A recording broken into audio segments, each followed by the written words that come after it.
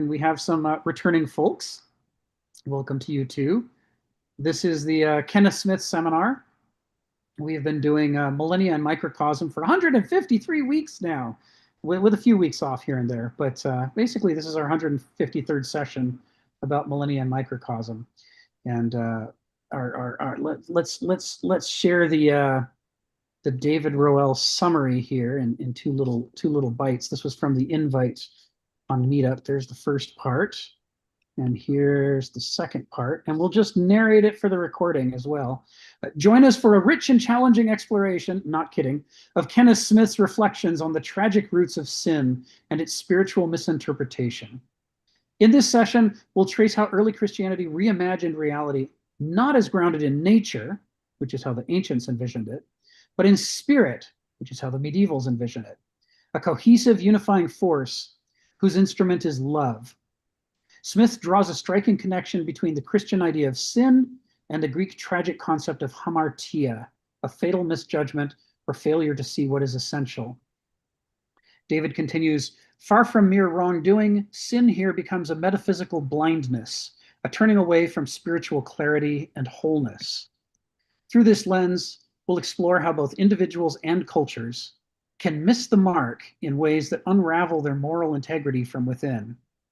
This is not a sermon, but a philosophical reckoning with what it means to see clearly and what's at stake when we don't. I gotta say, David, you do a good job with these summaries. That's a compelling paragraph right there. I haven't commented on it enough, but you've got some writing chops yourself there, sir. It's a good intro. For those who haven't been to these before, Millennia Microcosm is a book that philosopher Kenneth Smith wrote in the 1998 to 2000 timeframe, but it was only published in installments in the back of a magazine called The Comics Journal. And David and I are pulling it together into book form to be published. And as part of that exercise, we are running this seminar to go through it line by line, and we're listening to people's questions and comments and feedback, and we're taking careful notes. And we're going to use that to generate footnotes that will go into the book and explanatory notes to help give some of the context. In it, Kenneth is basically offering us a way out of a trap that he believes that we're in, but that we're not aware of. Just like the saying goes, we don't know who discovered water, but we're pretty sure it wasn't a fish. Kenneth's argument is that as moderns, we're the least qualified to know what modernity is. We don't know what we're taking for granted because we take it for granted.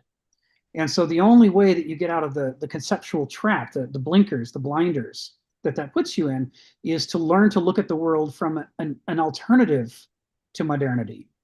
So in this book, he spends chapter 4 taking us through the ancient worldview and how different it is from the modern worldview. And then he spends the next 5 to 8 chapters talking about the medieval worldview. And that's where we are now. We're in the second section. We're in chapter 7.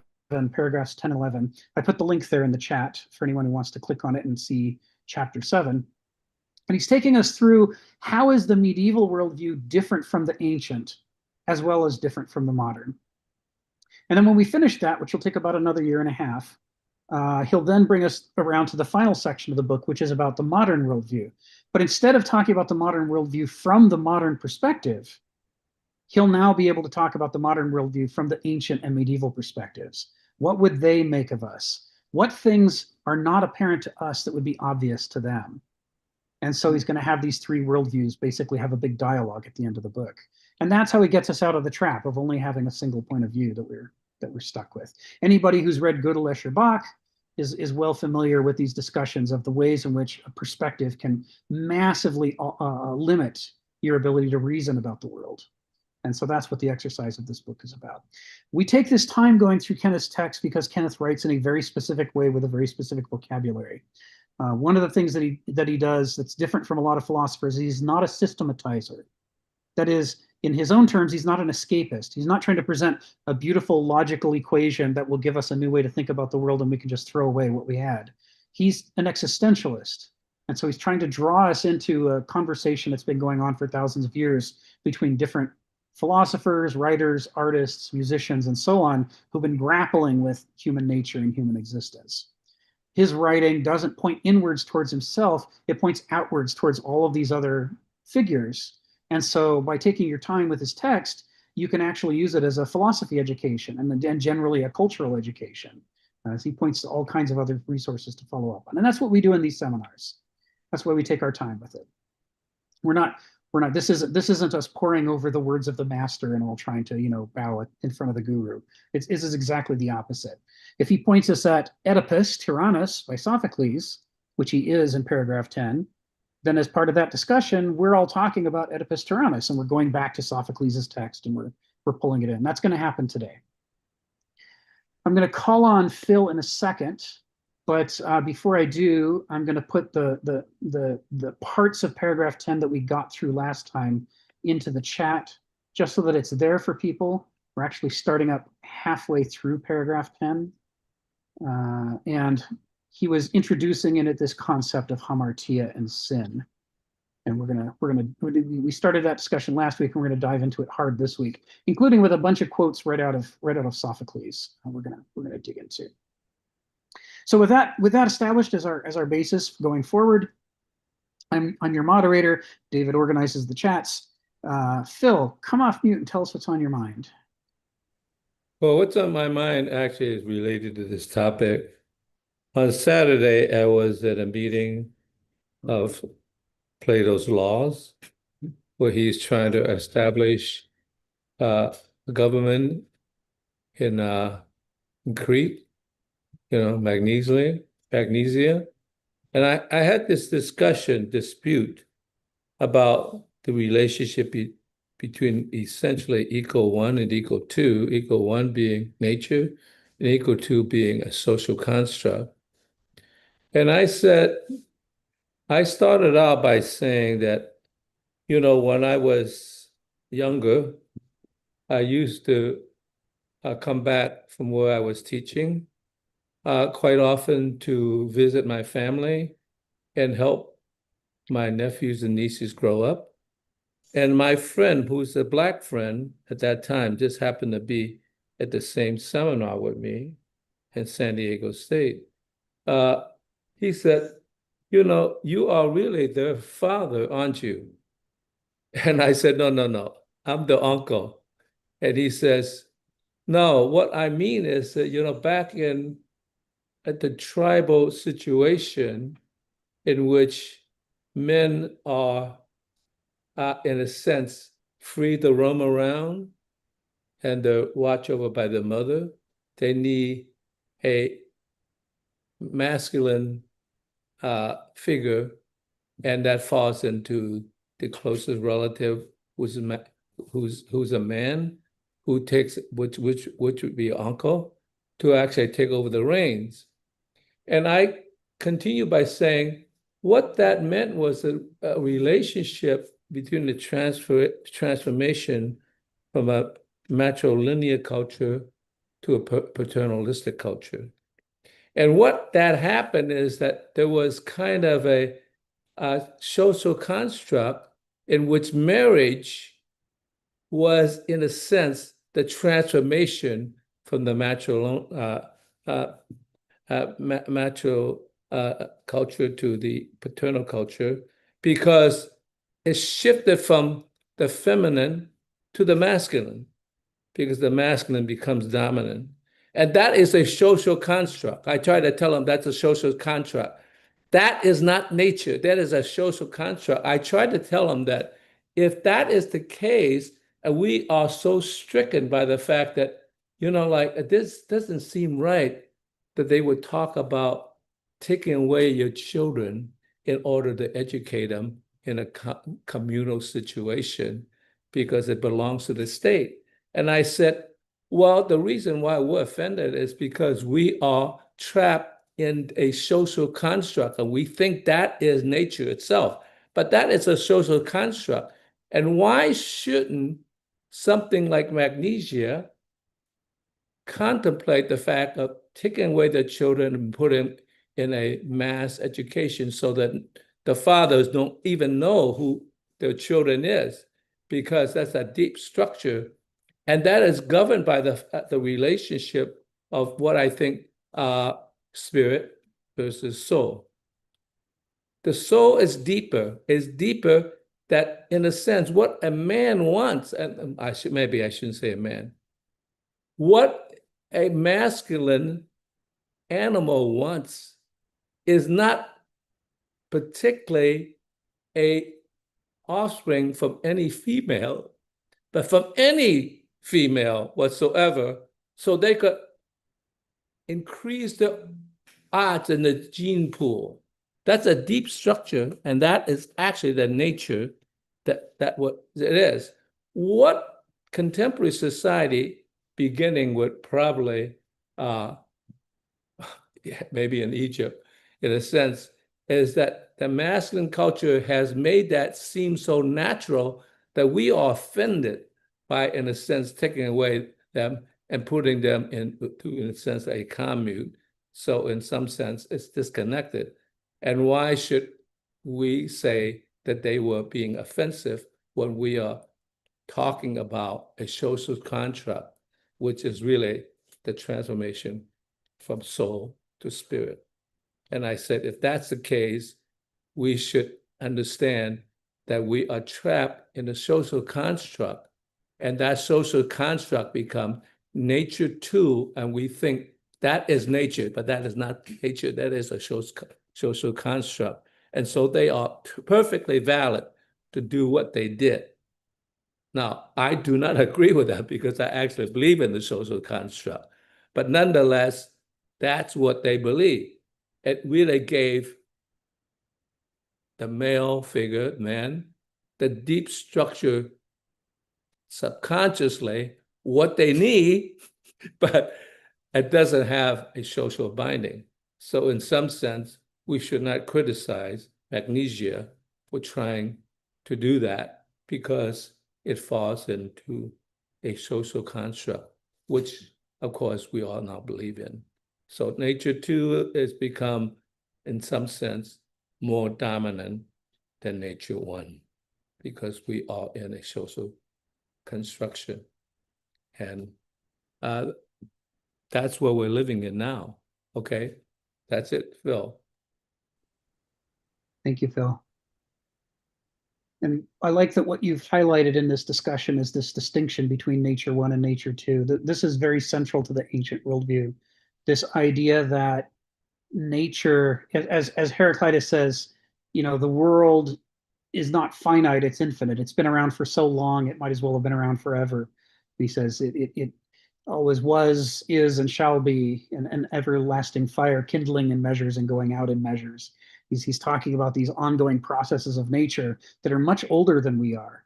And he talks about the difficulty that human beings have figuring out what the right thing is to do, and advises us to look to the hidden harmony of nature. How does it work? How is it managed to make all this order over such a long period of time work when human beings can barely keep a relationship together, let alone a polis or a civilization or a species?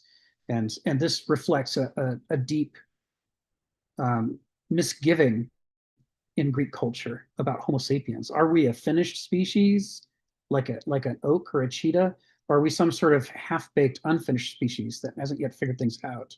And so the Greeks really distinguish between nature one and nature two the way you do. They say nature one is a source of deep wisdom. We need to look to nature. We need to study many things and try to understand why these things work. But nature two, this is the realm of the laws and cultures that human beings create. And at our best, we're imitating nature and figuring out how to weave ourselves into that greater whole in a sustainable way. But at our worst, we disregard how nature works and we form our nature too in these chaotic, random, intellectual ways that turn out not to work very well at all. And our challenge is that we can't distinguish the two. Yeah, could I say something more in that sense? Because somebody asked, is that Plato's form? And I kind of reply, no, but I think I should reply maybe. Because what Plato's form is not an eternal form, but a form that's within a process. In other words, nature one constructs a situation which is you create a transformation, and then you have to bring it up to the relationship between the upcoming transformation, which I'll call A1, or the first postulate. And then you work with that, and in relationship to what the culture is, which is nature 2. And that dialogue between the two is what creates the process, the transformation from nature 1 to nature 2. So you have this constant rolling over between nature 1 and nature 2 that allows the process to continue to develop without abandoning culture, but without abandoning nature 1. And I think this is what Plato was never really a transcendental thinker, but actually closer to Kant. I mean, not a transcendent thinker, but a transcendental thinker, because nature 2 is only transcendental within our concept of what the construct is. So in some sense, I think Plato was not talking about the divine form, but the process to the divine forms. That's it, Phil. Thank you, Phil. Yeah, and where it's relevant here to this discussion is that the Greeks see individual character as well as the character of a family or a polis or a species as being very malleable and in need of being kind of molded in a direction of something healthy, something that they say, the cheetah doesn't have a lot of choice about its character. The oak doesn't have a lot of choice about its character. The acorn is going to try to grow into an oak pretty much no matter which acorn it is. There's some variation. There's an enormous amount of variation, but the general thrust of development, it has been molded through millions of years of evolution that have whittled away at solutions that don't work to leave sort of a character to these organisms that whatever your right terminology is, it yearns to unfold in a direction that has worked before. And the problem with us is that we're so flexible. They've pulled the evolution has ripped away a bunch of the scaffolding. So we're not guaranteed to point in one healthy direction. We have all kinds of directions that we could learn to grow into, but many of those directions are unhealthy and fail. So we're like an experimental species that's constantly trying to figure this stuff out. Or as Pico della Mirandola puts it later, we're a species that is unfinished. And that's something that, as Lady Calamity posted, right? There's some power in the fact that we're unfinished. It means that part of growing up for us is learning to take responsibility for finishing our own development. Figure out who the hell are we supposed to become? What are we going to do to mold ourselves into a healthy direction? But the Greeks say the challenge here is that the challenge is that we lack this magical ingredient, which the Greeks considered to be the most important of all the virtues, and that's sophrosune. I put the word there in the chat, and you can't look at an American English dictionary and see a good definition of sophrosune. We tend to define it as practical intelligence, which is exactly what the Greeks believe it is not. Practical intelligence is where people go wrong, because practicality is how do I get what I want in the most efficient way. Whereas sophrosune is not about getting what you want, it's about wanting the right thing. And the Greeks are very skeptical about human beings and their desires. Heraclitus flat out says it would not be better for men if they got exactly what they wanted. The things that we want are often the things that hurt us. And this is what distinguishes us from all the other animals. The oak doesn't want to do what hurts it. If it fails, it's not because its agency is broken. It's because contingency hasn't given it the opportunities that it needs. It fell on a rock.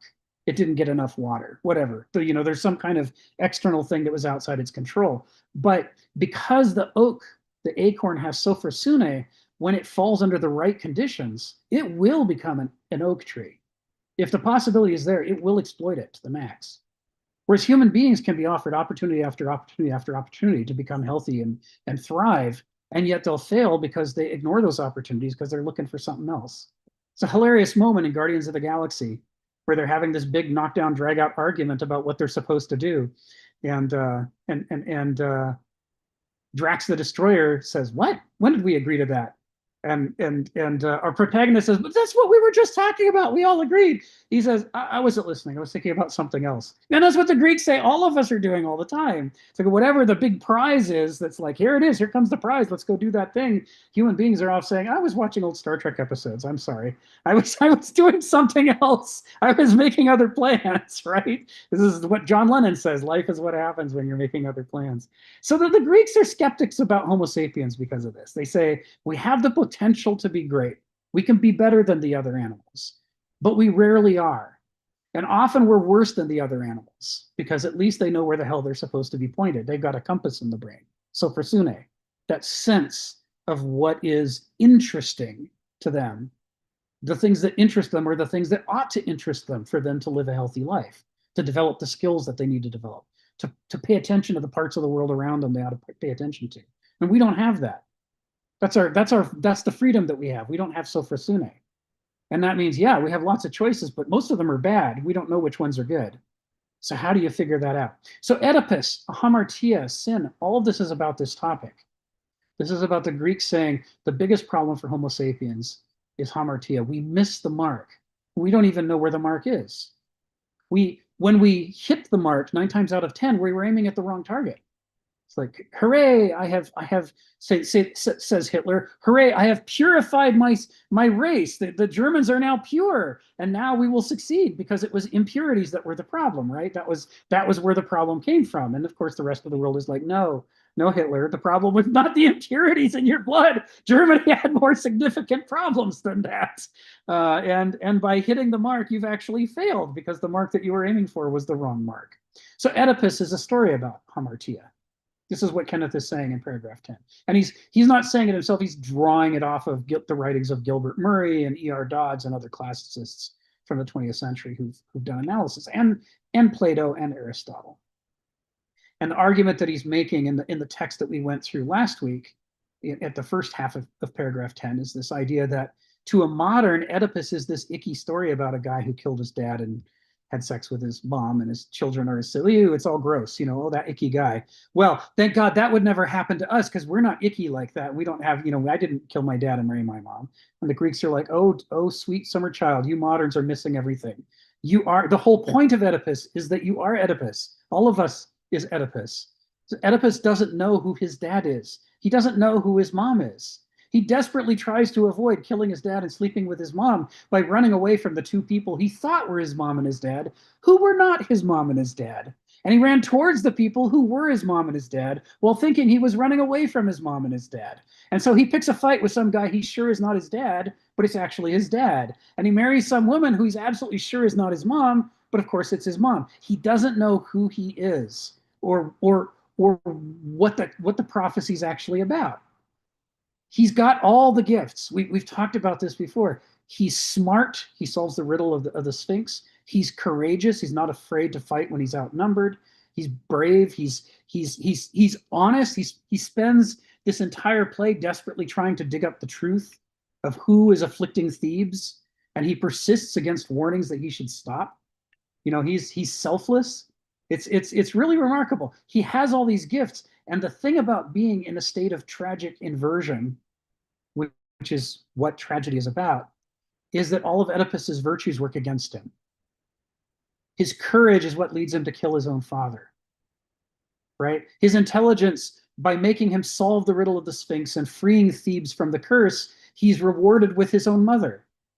If he weren't so smart, he couldn't have beaten the riddle of the Sphinx. If he weren't so brave, he wouldn't have taken on 3, 4, 5 guys trying to cross a ford. It is his virtues that have screwed him. If he were a less virtuous person, if he were a mediocrity, none of this could have happened to him. And this is the Greek insight, right? Oedipus is not a story about an unlucky guy. Oedipus is a story about how when you only have part of the picture, when you only have some of the virtues, when you're an unfinished, uncertain creature that doesn't know which way is which, all of your virtues work against you because you're living in a state of tragic inversion. It's like the man who's the greatest digger in the world, and his problem this time is not that he needs to dig a hole. His problem is that he's trapped in a hole. And how does he solve it? Well, he's the greatest digger in the world, so he solves it by digging, and the hole gets deeper, and he gets trapped more, and it doesn't make sense to him because in the past, digging has always worked. This has always been the solution. It says Homo sapiens is the man with the hammer who can't figure out that not everything is a nail. And Oedipus is this guy that is all of us. And that the worst possible things the Greeks could imagine happen to him is the Greeks' way of warning us that if we don't pursue wisdom, if we don't try to tame our own character, then what happened to him is, easily what could happen to us. Worse could happen to us. Genocide, worldwide levels of industrialized slavery, world wars, ecocide, all of that would happen to us if we don't heed the lesson of Oedipus, say the Greeks, to which we say, haha, no, that's not true. We're free and we're smart. We're too smart for that. That can't happen to us. But Geneva, come off mute and tell us what's on your mind.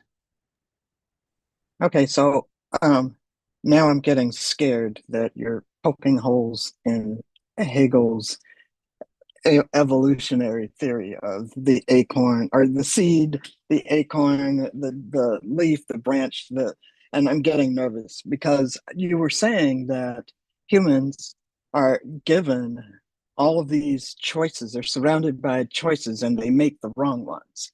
So do they have to make all the wrong ones before they develop sophrosune, however you say that word, sophrosune, to make the right choices? And is that part of the evolution? Or I'm assuming that many people just keep making the wrong choices and die that way. They never actually develop this sophrosune. But because you were saying that the oak may not develop, or the acorn may not develop into an oak because maybe it falls on a rock or it doesn't get enough water or natural kinds of things. But for humans, is it the same thing? I'm getting a little worried about Hegel here. So Sure. yeah, it's like stop poking holes in Hegel. Sorry. But so I'm kind of thinking, well, maybe that's not exactly what Hegel is saying. Maybe it's a little bit more than that. So I'm just wondering. I'm a little bit nervous now. It's a great question. Yeah, let's dig into that. That's a great topic. So, the for those new to the call, what Geneva's referring to is that when people talk about Hegel's theory of history and development, they talk about his dialectic. And because of a popularizer of Hegel in the generation after Hegel, we always think of this as thesis, antithesis, synthesis. But Walter Kaufmann, the famous translator of Nietzsche, who also did a translation of the prelude to the phenomenology of Geist, he says Hegel detested the summary of the dialectic as being thesis, antithesis, synthesis. He says that's not Hegel, that's Kant. And Hegel spent his whole career trying to fix what was broken in Kant. That was what he saw himself as a great corrector. And by reducing Hegel's theory to thesis, antithesis, synthesis, Hegel felt like people were rolling back every innovation he made and going back to Kant. He says the problem with Kant is he treats ideas like a cage match. If you chuck any two random competing ideas in a cage and they duke it out, then you're guaranteed to get progress out of it. You'll get a synthesis, and the synthesis is an improvement. And he's like, well, no, 9 times out of 10, you just get destruction. Everything dies. And says where the dialectic applies, says Hegel, is in the development of things from one stage to the next, in the way like in embryogenesis, or in the way an oak grows into a tree. There, to move to the next stage, you have to grow dissatisfied with the stage that you're in. You have to grow frustrated with the way of life, humiliated, shamed, whatever. You can bring in all the Freud or Jung you want. You get to a point where you're dissatisfied with yourself, and you push off against it. So like the stage where you're too emotional and other kids tease you and they make you cry, and you go through a hardening process in which you decide to no longer be absolutely at the mercy of how other people feel about you. You decide to create some distance emotionally between yourself and other people, and between yourself and your feelings. And that distance acts as a shock absorber. So the next time they try to tease you, it doesn't hurt as much. This is, says Hegel, it's a process of negating the stage that you're in to try to separate yourself from the disadvantages and the suffering that that stage is causing you. And this is how one stage unfolds from the next. And he says, through that negation, the problem is typically we throw out the baby with the bathwater. Like we say, I don't want to be so emotional, so now I'm going to become an arid, dry, hyper-intellectual. And I can't figure out why my life is unsatisfying. I win all the arguments now, but also I get depressed a lot and I can't figure out why that's happening. And Hegel says that's happening because not only did you throw out the part where you were too vulnerable, you threw out the part that was giving you the juice of life. Caring about things, feeling things is important to us. You can't just chuck it because it hurts and because it's inconvenient.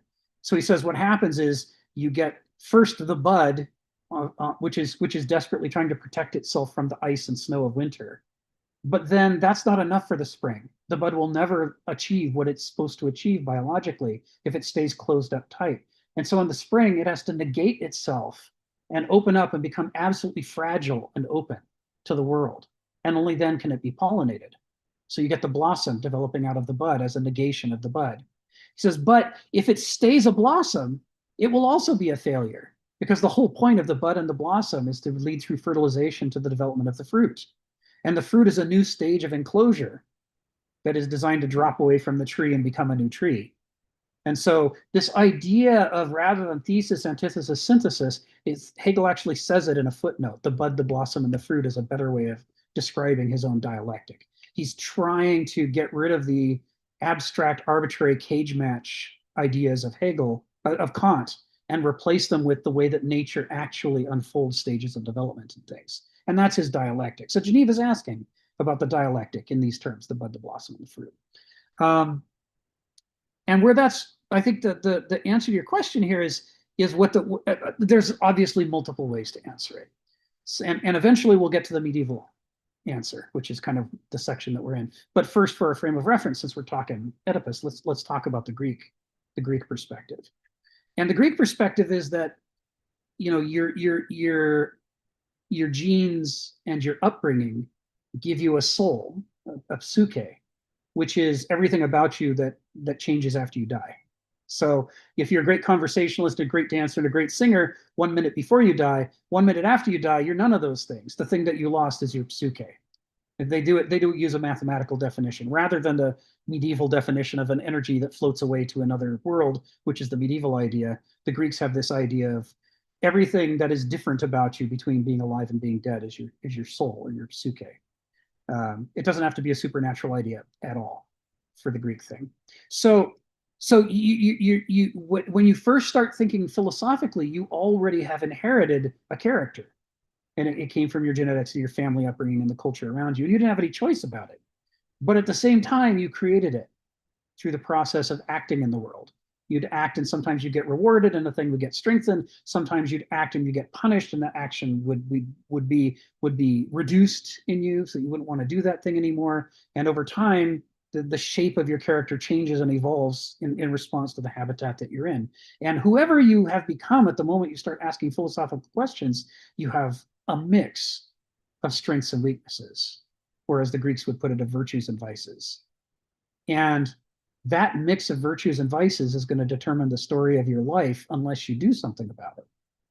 That is to say, if you don't intervene, you're not going to have any free will at all. You'll just be a puppet being played by your own character.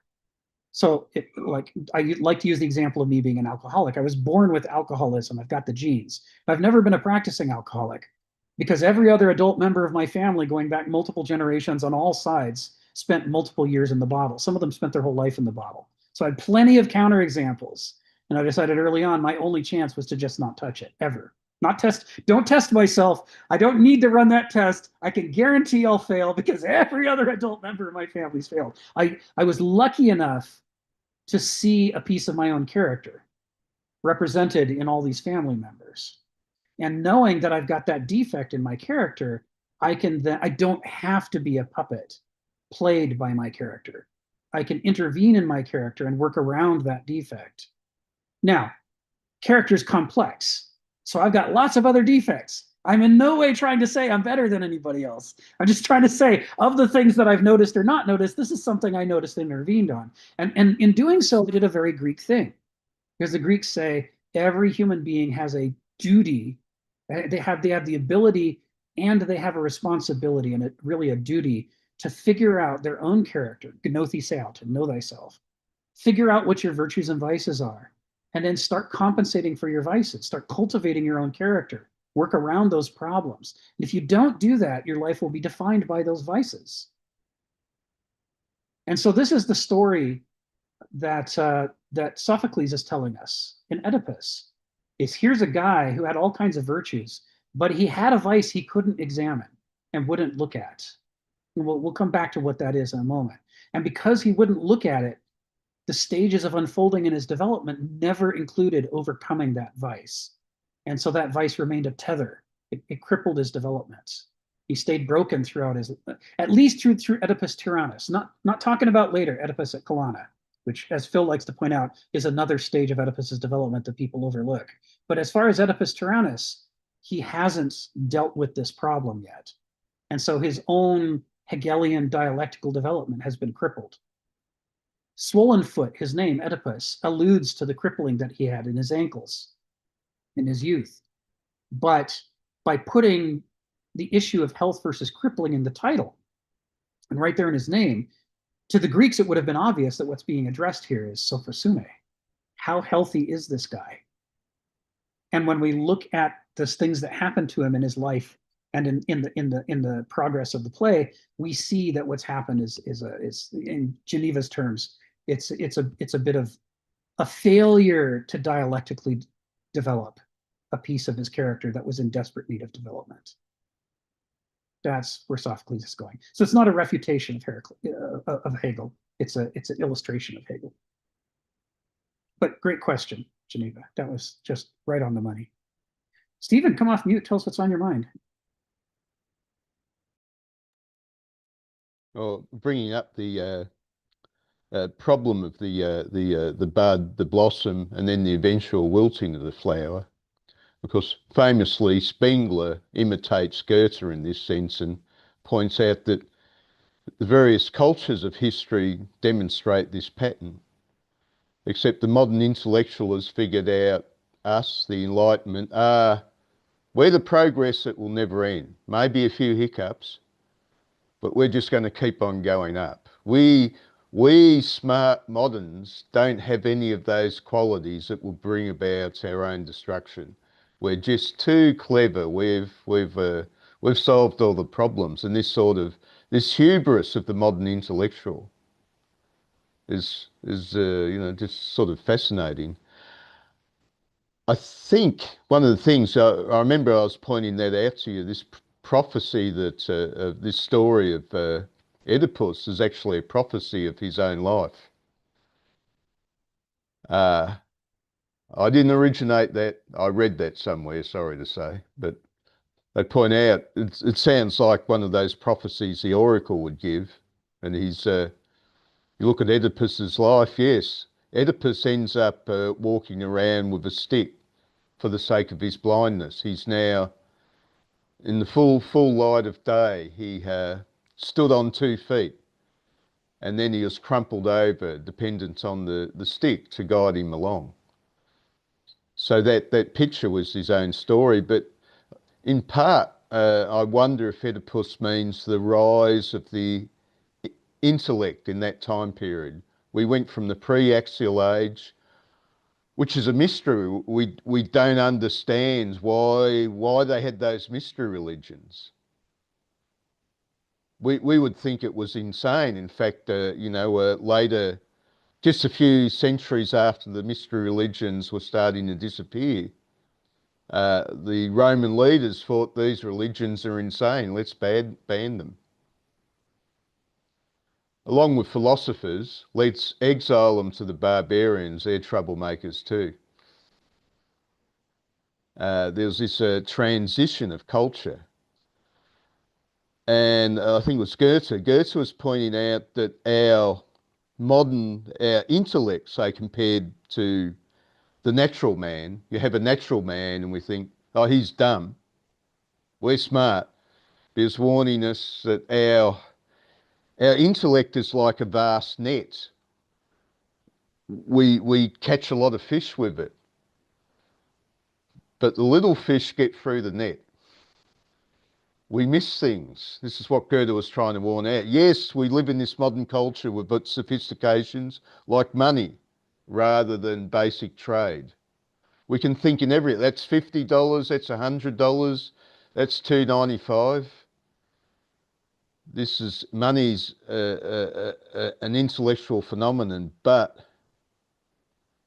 and it works. It speeds us up. Without generalized abstract intellect, they could have never landed on the moon.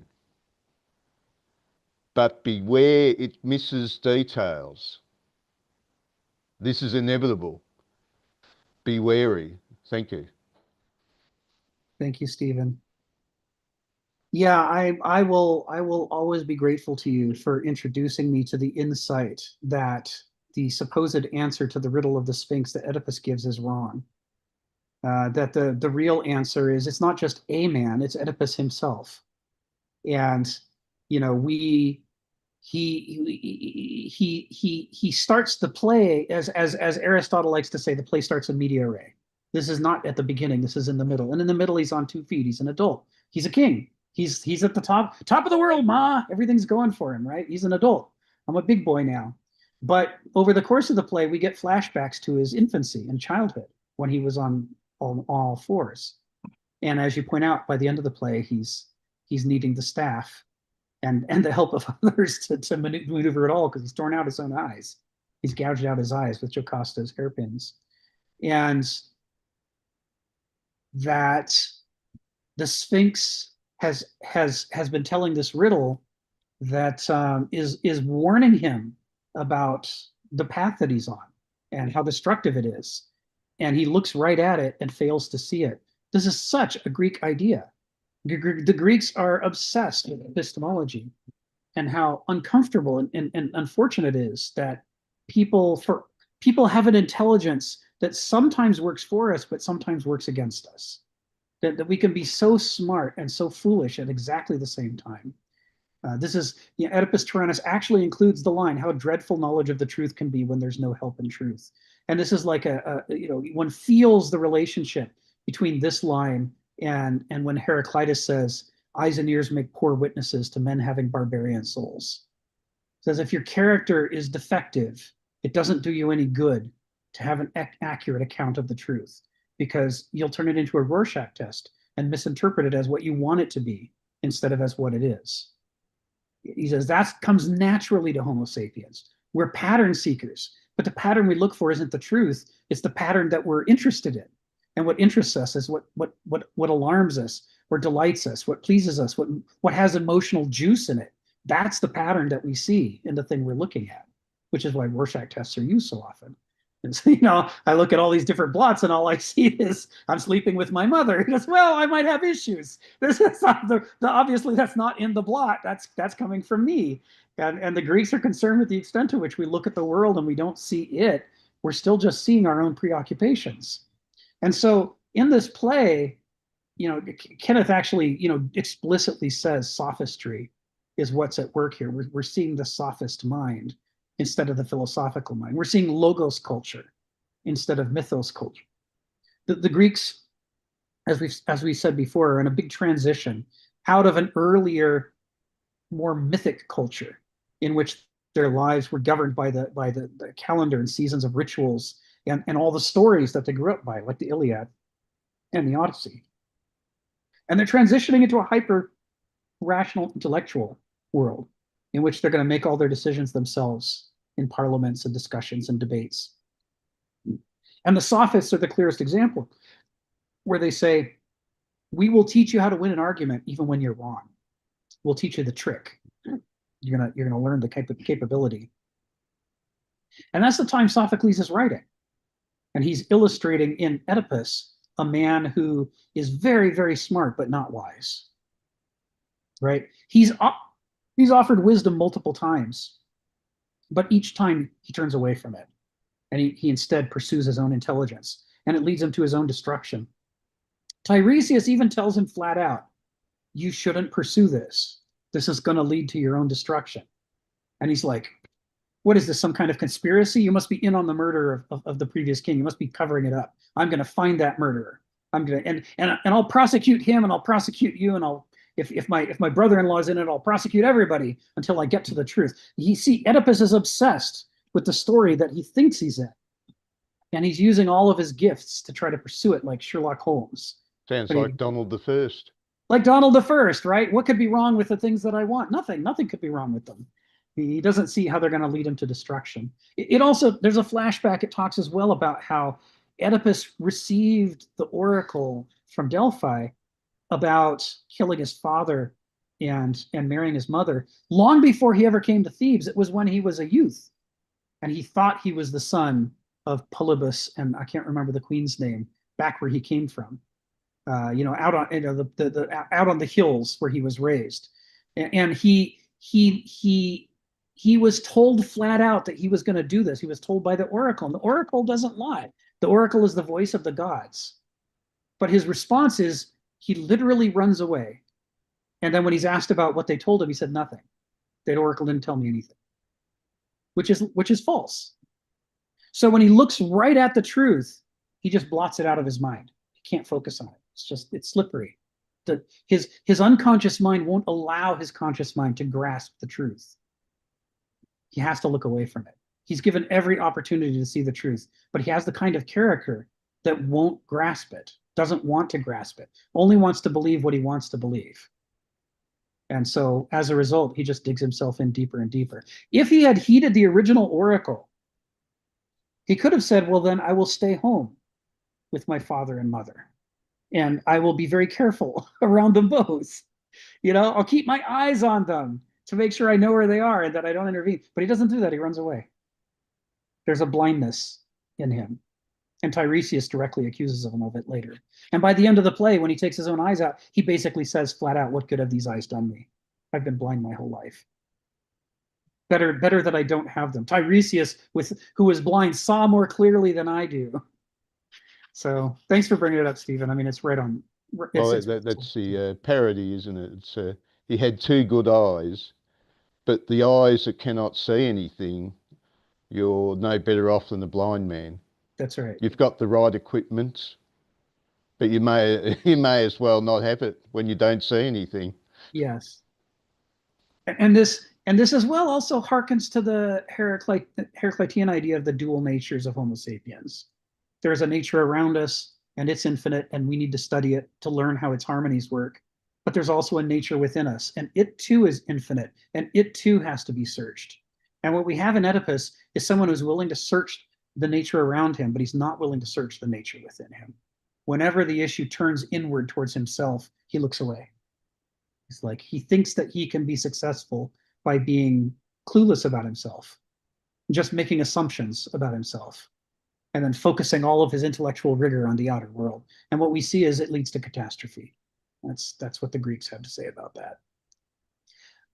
Although Phil could go next, I'd like to call on John McCarthy, who I don't know has ever spoken on these calls before, if that's okay with you, Phil. So if you can stick a pin in it and hang on to it. John, why don't you come off mute and tell us what's on your mind? Well, I just had a question. Was Oedipus destined to, do this atrocious act, or was you were just mentioning that he could have chosen or acted in a different way, and that would have prevented him from doing that? Yes. I mean, that's a great question, and that's the questions moderns are always asking. I mean, what is this fate that's at work in this play? And we imagine fate as being a cheat. Oh, the gods are just being mean. The gods are just writing your story out in advance, and you can't change it. You're helpless, and it's not your fault. It was fated to happen to you. And so when a modern reads the story of Oedipus, what we see over and over is how it's not his fault. That's what we see, because that's what we expect to see. And it's hard for us to see the way the Greeks see.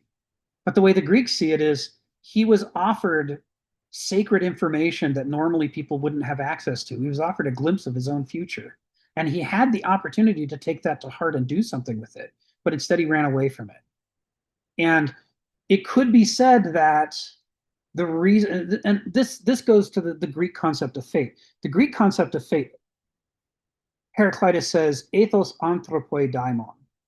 Now, the actual translation of what it means is very complicated. You could write a whole book just on that. But it's usually translated in modern English as character is fate.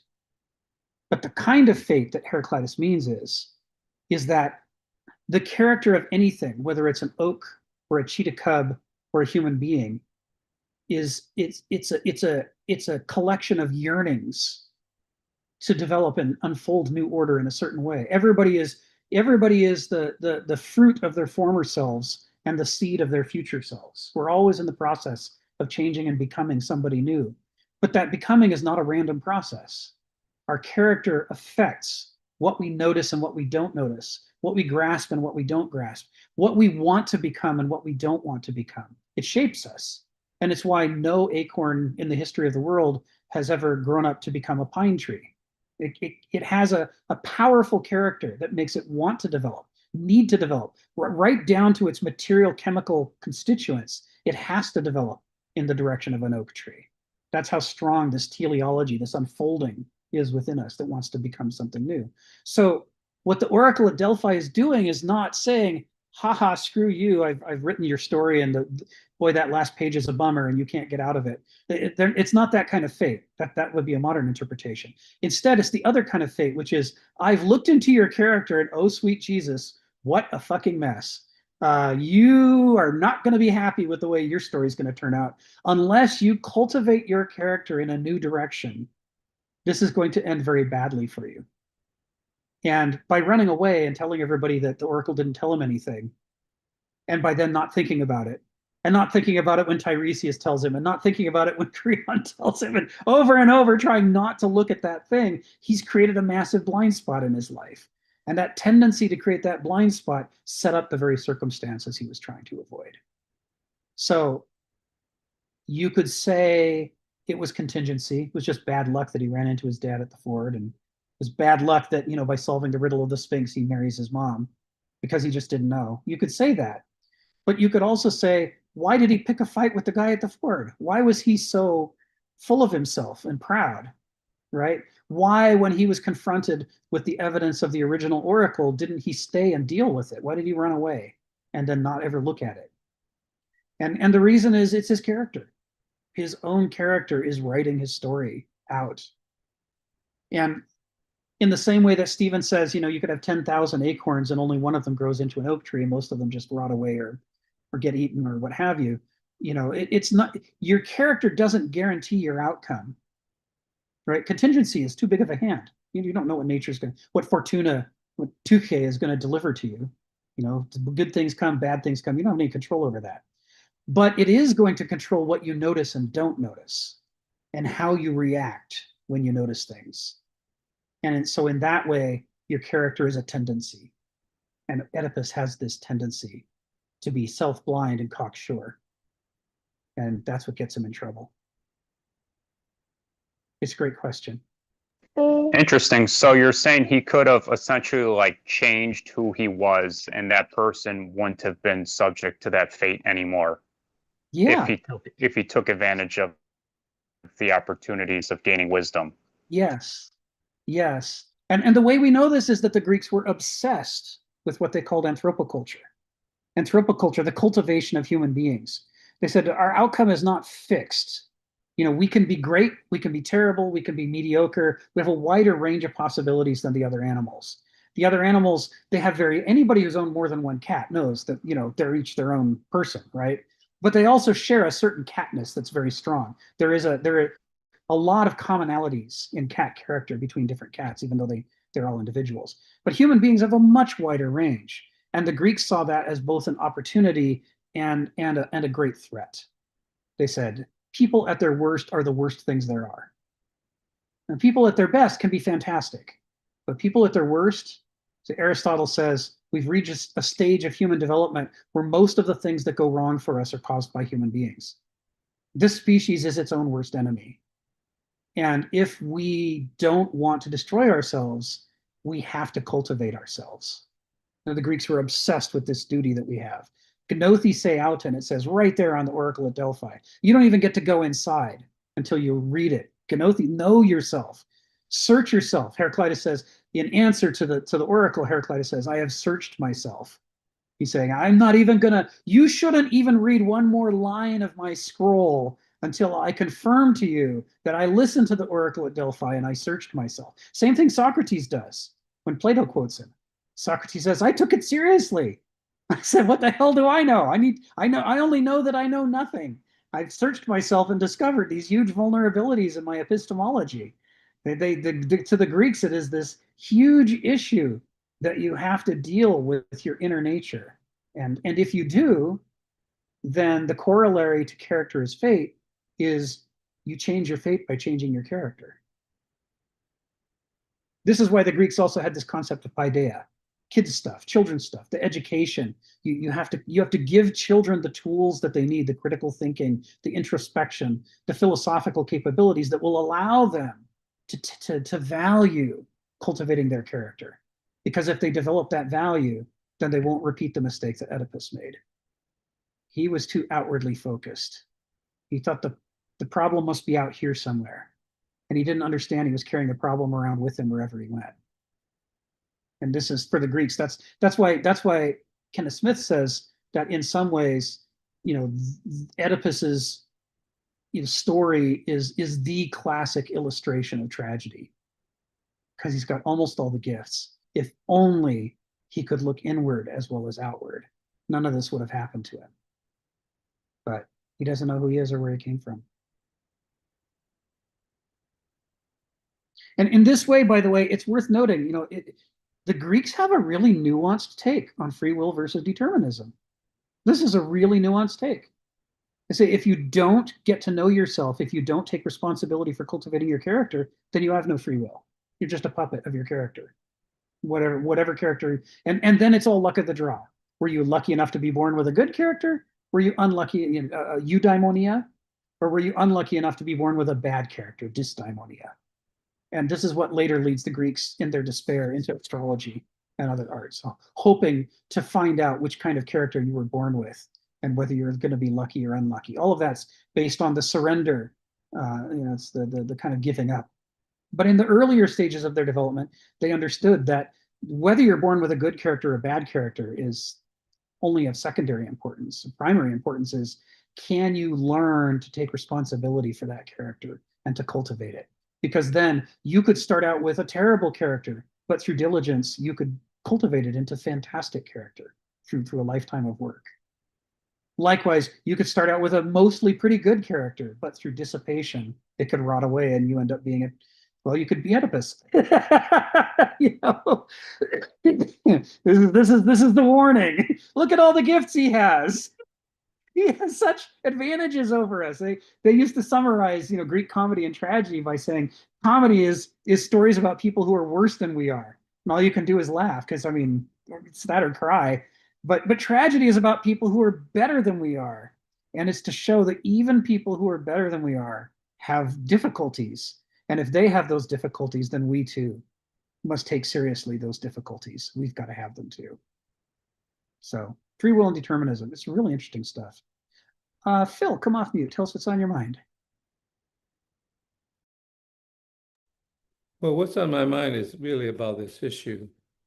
It's really, I guess, the relationship between Sophocles and Plato in a sense. My first thought is that, in a sense, since we can't really trust totally our reason, we have to rely on intuition to a degree, but we can't trust our intuition either. So it almost seems like everybody should have some sort of praxis, I guess, profession or intent. I mean, for myself, for instance, I'm an artist. I notice I have an idea. I make a sketch. I know that's not finished, but I work on it and it gets better and better. And then along with some criticism from others, I learn something and I do some more. And then finally, I have a finished product that I could be happy with, but it's still not finished because in some sense, because it's open to criticism, it remains, in a sense, in an open state of criticism after I finish and after I die. Because as long as I get to participate in the dialogue, that's fine. So it's not left just to the critics that, oh, that's what it is.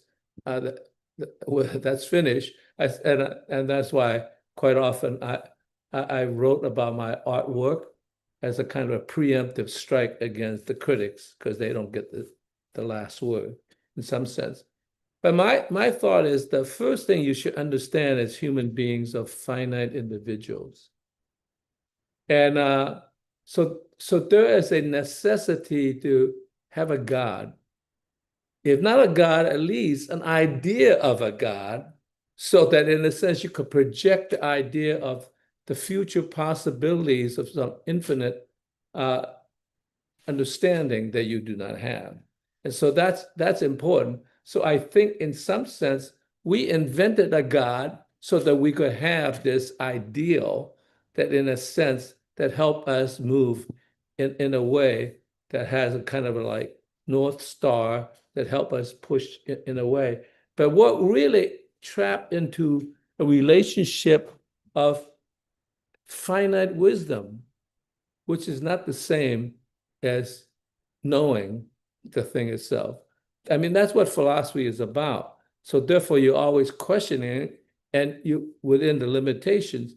Now, I'm going to say something that's going to be blasphemous, I'm sure, even to this crowd.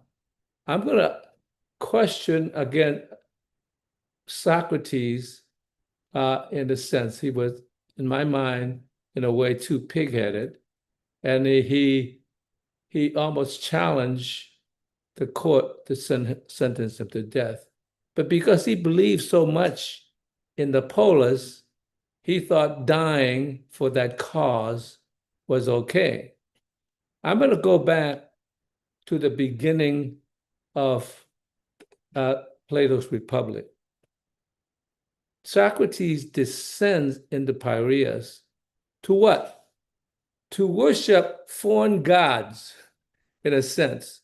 So he is interested, in a sense, in learning something from others, from other limited individuals, in some sense. And so he discussed all of this. In some sense, Plato was writing the thing about, in a sense, what is it? Not an absolute knowledge, but a cosmopolitan knowledge of the summation of other ideas that are also limited. And so in some sense, that's not an absolute understanding, but that's a progressive understanding that is uncovering the transformation of nature, like I said, the little a, and then in relationship to manifesting into an idea, the capital A, and so that you could, in a sense, have some understanding until another turn happens. And so when he decided, he talked to all these other wise and maybe unwise people, but in a sense to gather all this information, and yet he stuck to his guns because he stuck with the polis, his city. But if he went to cosmopolitanism, then he would have understood there's a lot of other possibilities that were presented to me. And I think some of these states would have welcomed to have me with them. So I'm not only the choice between living or dying in Athens, but in some sense, there's a lot of possibilities. The fact that he decided to die for the city, in a sense, he just was kind of not only pig-headed, but a kind of a nasty guy that proved that he was right and the state was wrong. And I think that that's not the way it is. There's a lot of other possibilities, just like Oedipus have a lot of other possibilities. And he could have chose to go to some other city or decided not to get angry at this man who's kind of rude. I understand, like Yeah, he's a very prideful man, and he's gonna like this bastard, I'm gonna club him to death, right? It's like, okay, that's your own problem, right? The guy was a little impolite and maybe equally as impolite as Oedipus was, but nonetheless, you should just let it go, live and let live, just excuse him for a bit, And so quite often, I think with those situations, you have to stand aside and let other possibility unroll itself. And I think Socrates didn't have to die because Plato introduced him to the fact there were other form of wisdoms, and he chose, no, this is my own thought, and I am going to die. And of course, he's very committed to the city, so I'm not going to nix him for that, but he's very committed to the city. But why did he go around the Piraeus? To learn what other possibilities there are other than Athens. He could have learned something from that, but he decided no, he's not going to go to Piraeus anymore. He's just going to stay with the city. Okay, I think that's I don't believe in a way that Plato tried to criticize Socrates, but I think written in that dialogue, there was some ambiguity there. And I'm pointing to the ambiguity. So that might be blasphemy for me, but nonetheless, you're hearing it. He could have lived in another city just as well, or many, many cities. As you know, like for instance, after you in the United States, if you were wise and you were well-traveled and you've been to a lot of places, well, you go to the Philippines, you go to other places. All right, that's it. Thank you, Phil. You blasphemer, you. Yeah, it's part of what's so interesting about these studies is that, people talk about, well, why do we keep going back to the Greeks? What are we, just Europhiles? Don't we understand that the rest of the world has wisdom too? It's like, yeah, the rest of the world does have wisdom too. If only they'd written more of it down. And it's the Greeks don't just write their wisdom down; they write their foolishness down too.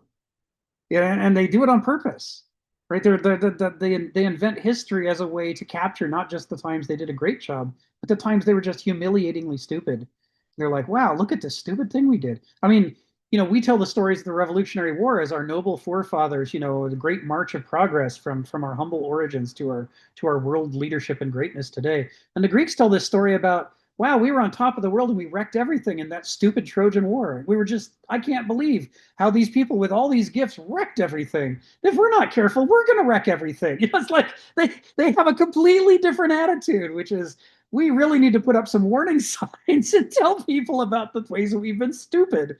Because, oh my God, what if they do the same thing we did? Then they'll be stupid too. That would be awful. No, let me tell you about how stupid I was. I like this in science classes. I like in science classes when they don't just give you the great march of progress, but they're also, given where this guy was and what everybody thought at the time, how could he think any better than this? He had to take the stupid option. It's like the guy who fought against Einstein's theory of the photon for so long. And just, the guy who was on top of the physics world. He was one of the greatest physics teachers. He wrote the book on physics, the great textbook that was used in all the universities long after Einstein postulated the photon. This guy's still saying it's obviously false. There's obviously, the light is not a particle. There's no such thing. And it wasn't until years later that he sort of grudgingly acknowledged, well, apparently I was wrong. Yeah, I love the fact that after staking his whole career on Einstein being wrong and him being right, that light could only be a wave. As part of that, he constructed the greatest laboratory ever constructed to test the wave and particle theories of light because he was sure he was going to prove Einstein wrong. But his equipment was so good and his processes and methodologies were so good that he inadvertently proved Einstein right. And it was after that that he eventually recanted publicly and said, okay, I have been a major impediment to the progress of physics. I know I won a Nobel Prize earlier for physics and I made great accomplishments, but after that I became this giant problem. And I'm very sorry, but I'm here to say not only do I now believe Einstein is right, I can prove that Einstein is right and that I was wrong. You know, when people do that, I think it's a far more interesting and compelling story than just saying, here's a bunch of facts and just memorize them and this is the truth. It helps us to understand you could be the smartest guy in the world and still be dead wrong. Right? And that's what all of these tragedies are about. You could be, you know, Odysseus. Not only the smartest guy in Thebes, the way Oedipus was, but the smartest guy in the entire world. And yet, because of that intelligence, you can create a catastrophe that takes down Bronze Age civilization. And only you could have done that.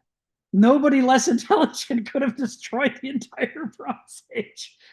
Thanks, Odysseus. Your gifts really came in handy for wrecking everything. You know, there's a certain amount of humility that has to come with this understanding that with great power should come great responsibility, but all too often, unfortunately, great responsibility does not come with great power. And the number of registers in the conscious mind does not increase as the amount of power you have increases. We're still just as limited when we have nukes as we were when we were hitting each other with sticks. But now when we blunder, it's a nuclear desolation instead of a bruise. No, the power doesn't make us smarter. This is something moderns have trouble with. We keep thinking the answer is more power. Obviously, we need more energy, more power. then we'll stop being mean to each other. If only the Nazis had nukes to begin with, then only good things would have happened. It was the absence of enough power that made them bad. Really, we have the most confused ideas about morality and power and knowledge. But the Greeks are pretty right on about this stuff. They get that these are big issues, and that's why they write things like Oedipus Tyrannus. Ginny, come off mute and tell us what's on your mind. This is sort of a personal question, Rick. When did you first read Oedipus, the King Sophocles plays? I'm just curious. High school. You were in high school? Yes, Walla Walla High School. I was What in high the school did you go to? I mean, was it for a prep school, like a private school?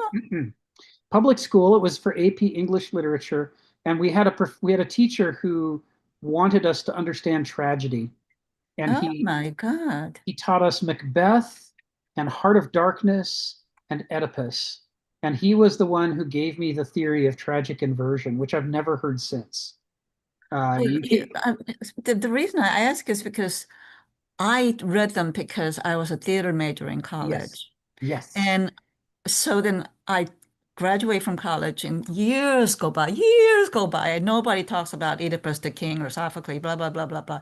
And I start doing this Zoom meetings, philosophy meetings, you know, when COVID started. And all of a sudden I read it, and I go, what? But you were not a theater major, were you?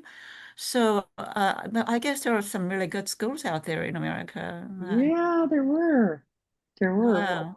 Walla Walla's a rural community, but in the 1980s, it had the highest per capita number of millionaires of any town in America. And it's not because there were people sitting in mansions. They were all farmers, but they had enormous tracts of land, and the land was worth a lot of money.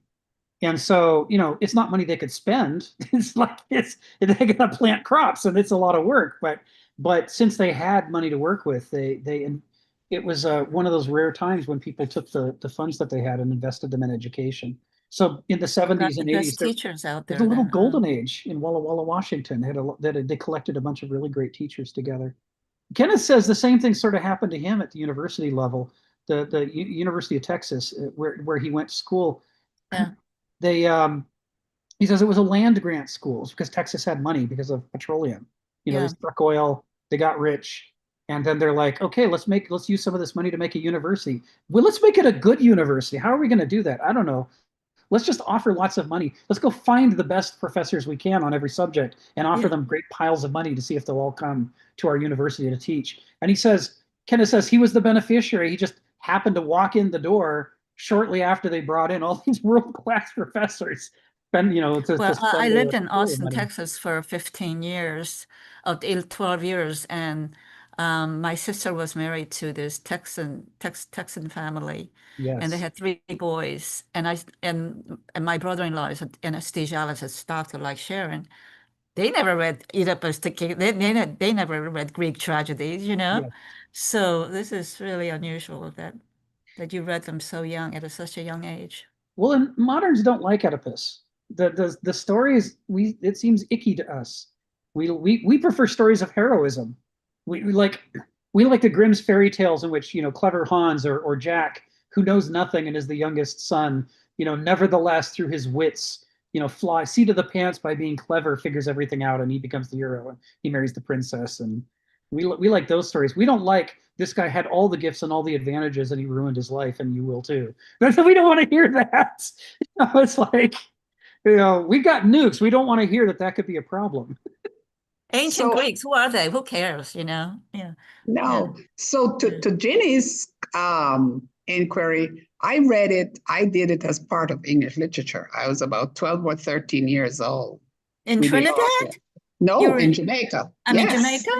Yes, but that was a very, very private advanced school. Yeah. So we did Macbeth, Merchant of Venice, Hamlet, all those British Shakespeare, and a lot of British writers, a lot of Greek. We did Latin too. So it just depends on where you are. Yes. Yes. It's part of the classical English literature curriculum, because because tragedy is one of the major modes of literature, and it's such a great illustration of tragedy. Our teacher at Wahai liked to start with Macbeth because he says Macbeth illustrates tragic inversion from the opening scene when the witches are saying fair is foul and foul is fair. It's like, we all think, well, that's just some poetry. Right? They're just being ominous and poetic. And our teacher's like, no, they're telling you flat out that everything has been turned upside down, and your virtues have become vices and your vices have become virtues. And Macbeth's story happens to him because of his virtues. His virtues are what get him into trouble. The ambition is great until it's turned against his own king, and then it becomes a curse. And he does the same thing with Heart of Darkness, and shows how Joseph Conrad shows that the supposed primitives know how to live in Africa, and the supposed advanced colonizers who are coming in don't know how to live in Africa. And all these scenes, there's all these scenes along the way, in Heart of Darkness, with the modern technology like trucks turned upended with their wheels turned to the sky like dead animals. It's like the technology is utterly failing, while and the white people are growing corrupt. And he's showing, this is what happens in tragic inversion. It becomes a problem to have all the gifts, because now they become your curses. The thing that's gonna ensure that when you do evil, it's not a little evil, it's a huge, vast evil, because you have these gifts to carry them out with. It's like, so I did not learn about Sophrosyne in high school. That I got that through Kenneth and Aristotle. That's completely new for me too. I'm learning. Yeah. Yeah. So not till the 90s, but Richard Poole and Walla Walla got me off to a good start, certainly. Well, even theater, even people even actors who are in New York, for example, I didn't hear them having read, Greek tragedies and all that. So, like I said, years go by, and then I talk to you, and it's like, oh yeah, people have read those plays in Greek, and I had to read all of Shakespeare's plays too, as a drama major. Yes. Yes. Yeah, I wish more people would read this stuff. I mean, these things, these writers sweated blood to make these works of art, and they put the best they had into these things. They really tried to distill lifetimes of experience into a single story, just an hour or two of experience. And I mean, there's so much to be gained from literature. There really is. I wish more people would study it. But we're too busy passing standardized tests. So, obviously, you kind of wish somebody like Mr. Trump should do some readings of Greek tragedies or Shakespeare's plays. Huh? Anyway, that's a wishful thinking. Never mind. I even said that. Thank you, Jenny. Hey, James, come off mute. Tell us what's on your mind. Great. Thank you, Rick. I just wanted to ask if we can link this Solfersini with Freudian psychology, because he the Oedipal complex is very prominent in his theory about of psychology, right? And also maybe probably connected with Hegel as well, because a modern philosopher like Zizek, right, is a Hegelian and also a Lacanian. Lacanian was a French philosopher who psychologist whose theory is based on Freud as well. And so it's interesting this. I want to ask also that did the Greek did Sophocles write the Oedipus play based on Greek mythology? Because does this kind of you know um, complex go back to Greek mythology further back, where people were more primitive, less civilized, and so he's writing this play in the context of that kind of conflict between the civilization and more less developed primitive ways of living, right? Where people, because there were myths about the sons killing the father, Yes. the- Yes. or a son kills the father. That goes way back, right? Yes. So I'll give you a little background about, okay, you're sort of asking about where this Oedipus story came from. So let me dig into that a little. I did a bunch more reading about it today, and it reminded me of things I knew but I'd forgotten. So once upon a time in ancient Greece, every city-state had its own cycle of epics. They all did. Thebes had the Thebaid, long before Homer wrote the Iliad and the Odyssey. And Argos had its myths, Corinth had its myths, Athens had its myths. And what happened was those myths made each polis culturally strong. So everybody in the polis was raised on those epics and those stories. And so they had this shared understanding of the world. But it made it hard for the Greeks to come together as a people because all the epics disagreed with each other. Who's the hero and who's the villain? What's actually going on between the Greek polises? The epics weren't a lot of help with that. Each of them had its own parochial perspective. And circa 776, as the Greeks are starting to claw their way out of the long multi-century Dark Age, they realize that if they want to avoid repeating the mistakes of their Mycenaean predecessors, they're going to have to do better than the polis. They're going to have to find a way to come together as a whole people. And so they come up with the Olympian project.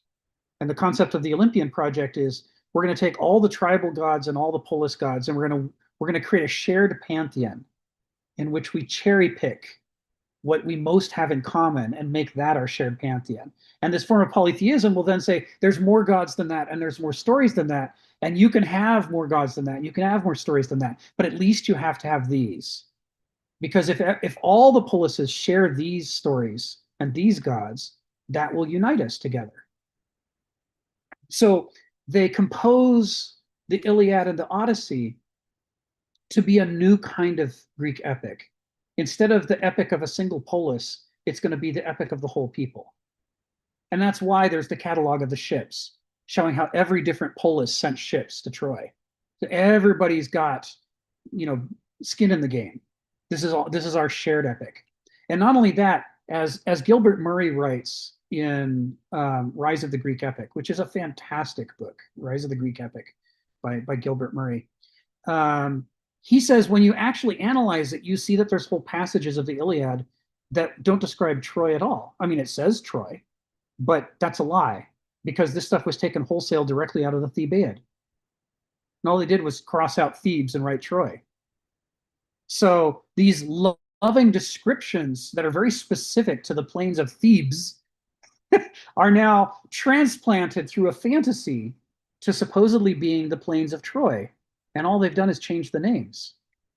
He says there's whole passages like that. 7 against Thebes, the classic story of the seven who assault the walls of Thebes and try to conquer Thebes. That's part of the Thebaid, and that's parts of that are borrowed and turned into stories of individual heroes on the plains of Troy attacking the walls of Troy. There's this active translation that happens, and his implication is it's not just Thebes. We know something about the Thebaid, little parts of it are preserved, but a lot of it's lost. But we have even less of the stories of Argos or Corinth or Athens or Sparta. What we have instead are summaries and references to them from other writers that these things used to exist. And we see these sort of Greek myth summaries that sort of allude to there were all these interesting events that happened, but we have to move on because we don't actually have the details anymore. So one way to think about this is, the stories about Oedipus and his family, Laius and Jocasta and the rest, this comes from the original cycles of epics of Thebes. It goes back all the way to the Mycenaean era and to the Thebaid.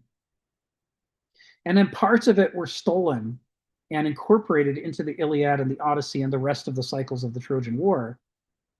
And as part of that process, one of the ways that the Greeks responded to losing their polis-specific epics and being steered towards this shared Greek epic was to counter by recycling the material from their polis-specific epics and turning them into tragedies.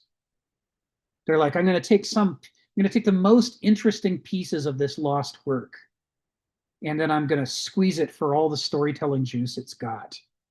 So before Sophocles wrote his Oedipus Tyrannus, Aeschylus had already written a trilogy about Thebes, including one that's about Oedipus's father, Laius, and then a later one that's about Oedipus. And I forget what the other one was about, but there were three. Oh, I do know the third one. The third one is Seven Against Thebes. That's the only one that survives from that trilogy, the Seven Against Thebes. We have that by Aeschylus, the culmination of his cycle of three tragedies. So it's a generation later, and Sophocles is trying to make a name for himself. And he looks back at Aeschylus's version of Oedipus, and he says, I think there's more juice in this story. And one of the things that he changes a number of things. One of the things that he changes is that the prophecy of the oracle at Delphi in the Aeschylus version is more vague. This might happen, is the prophecy. And Sophocles turns the screws by changing the prophecy to say this will happen. And that's why Oedipus takes such extreme measures to try to prevent it from happening, is because it's not just a maybe, it's a, oh my God. And then he squeezes the whole issue of blindness and seeing, right? And seeing outward and seeing inward. He intensifies these dialectics and dichotomies. So effectively, James, what we're talking about is you've got generations of storytellers, each of which is reading the previous generation going, that's pretty good, but I think I can make that story even better. And that's where it comes from. Yeah. Can you say something about Freud's Yes. translation of that story into his psychology? Yes. So Freud admitted that his Oedipus complex wasn't identical to what was happening in the play, but he asserted that the Oedipus complex is close to the original chthonic myths. That's what he says. That's what Freud says explicitly. He acknowledges that he's deviating from Sophocles. And the Oedipus, we always have to take the Oedipus complex and put it side by side with the Electra complex, which he also postulated. And his Electra complex is the idea that, yeah, daughters want their daddies, just like the Oedipus complex's sons want their mommies. And he's talking about this sexual tension. And of course, penis envy plays a role in here too. That's another one of Freud's favorite theories. What we have since learned is that the whole penis envy Electra complex cycle comes out of he was doing therapy, and all of these rich men's daughters were saying that their father was molesting them. And Freud, being a good Victorian man, knew that was obviously that was impossible. So these girls must just be fantasizing. They wish that their daddy would molest them. They wanted to have sex with their daddy. And so he postulates the Electra complex. And then he says, and I wonder, it must be because their dad, since he's got a penis, gets to go out into the world and be a powerful person. And they too want to be a powerful person. So they envy him, his penis, and they wish that they had it. So he's basically creating this whole structure of hypotheses that's formed out of a misunderstanding of what he's hearing. Because the truth is there was that much child abuse going on in Victorian Vienna and England and Europe. There was massive child abuse and incest going on all the time. Europe was a broken place that was the result of inheriting, remember they were conquered by the Romans a few thousand years before, and then they went through 1,000 years of genocide in the medieval period. And then that doesn't culminate in peace, it culminates in these horrible wars between the Protestants and the Catholics. So it's just, everybody in the Victorian era at the time that Freud is doing his therapy is the result of, 2,000 years of seriously messed up, trauma. And so you've got child abuse, you've got mental illness, you've got incest, you've got all kinds of stuff going on. And I don't know that I underrate Freud. I think Freud made some incredibly valuable contributions, but his stuff on this particularly about sons want their mommies and daughters want their daddies to a large extent, even though there's some material in there worth looking at in terms of tension and pressure and how do people develop psychologically. There's also, we've now confirmed there's an enormous stuff there, which is people are describing their childhood, their experiences with child abuse, and he's just not believing it and postulating some sort of explanation for it. I think Freud is at his best, not in this stuff, but when he's talking about defense mechanisms. When he's talking about defense mechanisms, how does the conscious mind reconcile the pressures from the unconscious mind in order to try to be at peace with itself? I think Freud's a genius on that stuff. Projection, compartmentalization, compensation, repression, suppression, all of these things that he talks about. I think this is the very best of Freud. So to me, Freud rates very, very highly, but like everybody else, he makes some mistakes. So basically Freud knew that he wasn't doing a literal representation of what was in the play Oedipus. He was doing something a little different, but the thing he was aiming for was also a mistake. I think it's an example of hamartia. He missed the mark. He was actually confronting child abuse and mistaking it for fantasy. Which, how's he supposed to know? His upbringing did not prepare him for the reality. When you live in a highly repressive society in which people are generating a highly sophisticated persona of civilization and absolutely not talking about the truth about what they do at night, when the lights are out behind closed doors, how is he supposed to know?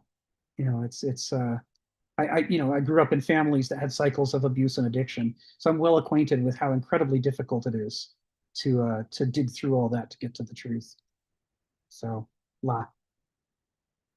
Ari, come off mute and tell us what's on your mind.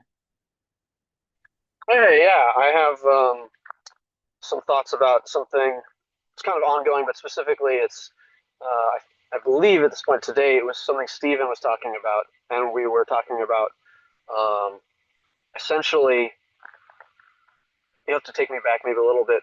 When we were talking about being hypernoetic, and I like the metaphor of the fish nets, and that the little fish get through. And I want to and relate that back to how Oedipus, if he had quote unquote cultivated his character, he would have maybe not closed the holes in the net, but he would have had different holes. And it's almost like this Gödel-Escher-Bach thing. If he changed his perception, then changed his goals or changed his character, it actually will change his perception, which is well evidenced in neuroscience, classically for addiction behavior, or I think the best literature is on cocaine seeking, is that they'll see anything and everything that's incredibly sophisticated, emotionally, intellectually, if it leads them towards cocaine. But there was this idea of hypernoetic, and I think Goethe is this, the idea that my eyes don't even see, so what's use for them? I want to couch this in a book, or at least an idea that I really think speaks to this really well. It's a different language, but it's Friedrich Hayek's The Fatal Conceit. And he's talking about especially the errors of socialism. And essentially it's this. It's an application of the law of unintended consequences.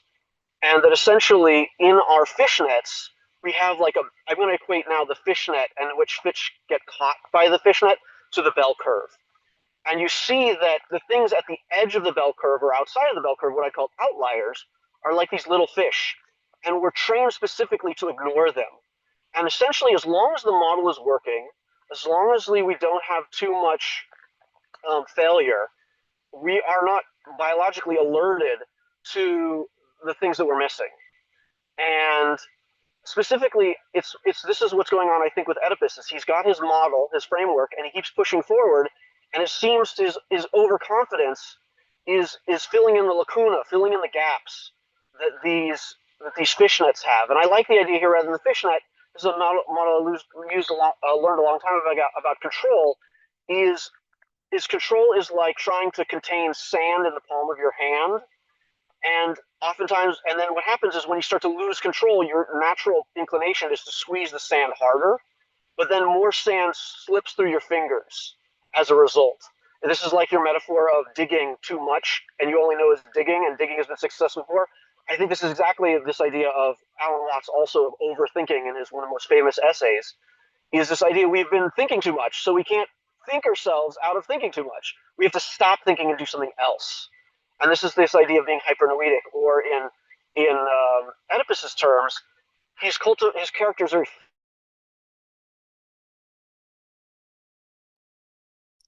Oop, you froze up there, Ari. Are we all Because again, looking inward is actually looking outward, looking at nature. What does nature have to say?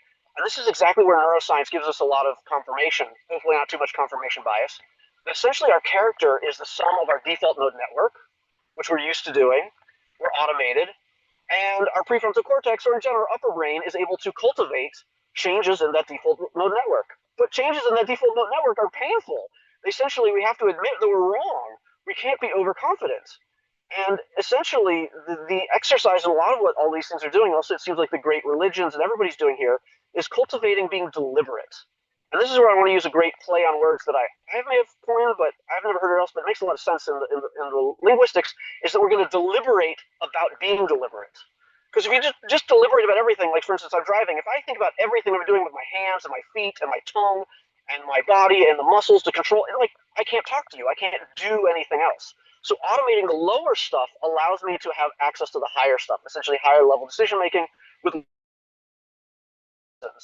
But again, if we go back to it, if we're too stressed, or we're essentially we're having deficits in our prefrontal cortex or our left brain or right brain, which we would say in this seminar is essentially having maybe limits or mistakes in our sophrosyne.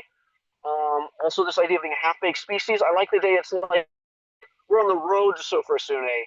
We'd like to believe, at least, we're on that road. But when we really like to believe that road is headed towards some actual sophrosyne, but we don't really know if it's healthy.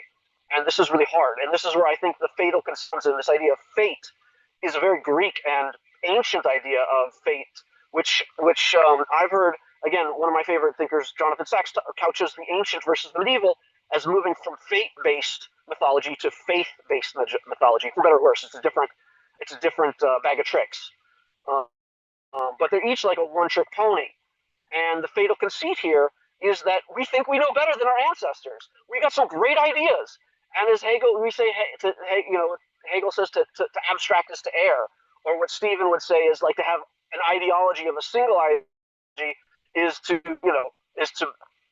be really on the road to ruin. This will be your blind spots, will cause your downfall, which is exactly like is how do we know which ones to cultivate, which we don't? This is the great question that I love we're open to with this whole many 100-week seminar of, okay, we know we don't have sophrosyne. Easy. That's the easy problem, almost like Chalmers' hard problem. Well, the hard problem is then if we don't know what sophrosyne is, how do we even identify it if we're looking at it? And so I'd like to end with this idea of bringing it back to the neuroscience is the best thing we can do is this examined life is to deliberate about being deliberate. And if we cultivate what I like the language of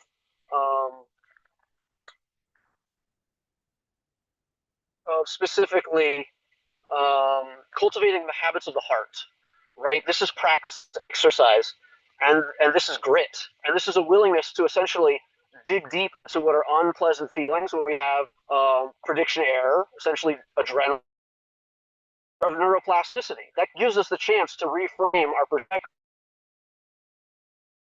spots, and we have a chance to do something better. And to some degree, with some wisdom, we can cultivate using maybe lots of different blind spots. We can sort of triangulate the most likely mistakes. But when we have more sets of perspectives, we have different blind spots, and they help us, I think, fill in those gaps, those lacunas, a lot more effectively rather than just going to a hyper-noetic version. Essentially, we want to, as Phil said, we want to rely on our logos, but we also want to, our which in this case are thinking and our models. We also want to rely on our intuition and the gnosis. And I'll lastly end with this is dialectic between, I think a nice way of saying logos versus noesis, logos versus, or noesis versus gnosis, is noesis is what's transmissible via language or symbolic representation, or things what you can know, universal ideas that can transmit. But gnosis is a type of information that cannot be transmitted by language. It's like the untransmittable versus the transmittable. And so noesis is very, very attractive because it universalizes these things. But gnosis is based in a very particular sort of sense of being. And we need both. We need the intuition, which is ineffable, and we need the logos, which allows us to communicate very clearly some maybe generalized, very reduced ideas, but yes, universal and then practical. That's it. That's Ari. I think that's a good place to stop. Thank you, Ari. Great material as always. Now, this issue of lacunae, comes really close to the heart of Oedipus Tyrannus, because of course his problem is that his worldview makes sense to him, and that's the same problem we have. I mean, that's what Gödel Escherbach talks about, and that's what all of this Greek anthropoculture talks about. It says the problem for Homo sapiens is that we develop these perspectives that make sense of the world, but in making sense of the world, part of the way it does that is by excluding everything that's not consistent with our favorite theories and ideologies. And those exclusions are done through an automatic process that the unconscious mind does before the conscious mind ever engages. It's a foreground-background problem. If you look around the room, and there's literally an infinite number of things you could pay attention to. So how many atoms are there in your hand? How many atoms are there in the ceiling? Well, what if some of those atoms are prions? You'd say, well, why do atoms matter? Well, some atoms will kill you. You really need to know what's around you. If there's viruses around you, some of the molecules, some of the tiny organisms around you, they really matter. But you don't know which of these things matter and which ones don't. And in any case, there's too many of them, right? Some people have described autism as a condition in which you don't agree with the general population about which things you should be paying attention to. So they think you should be paying attention to them, but you're looking at the sparkling motes of light in a sunbeam, and it's beautiful.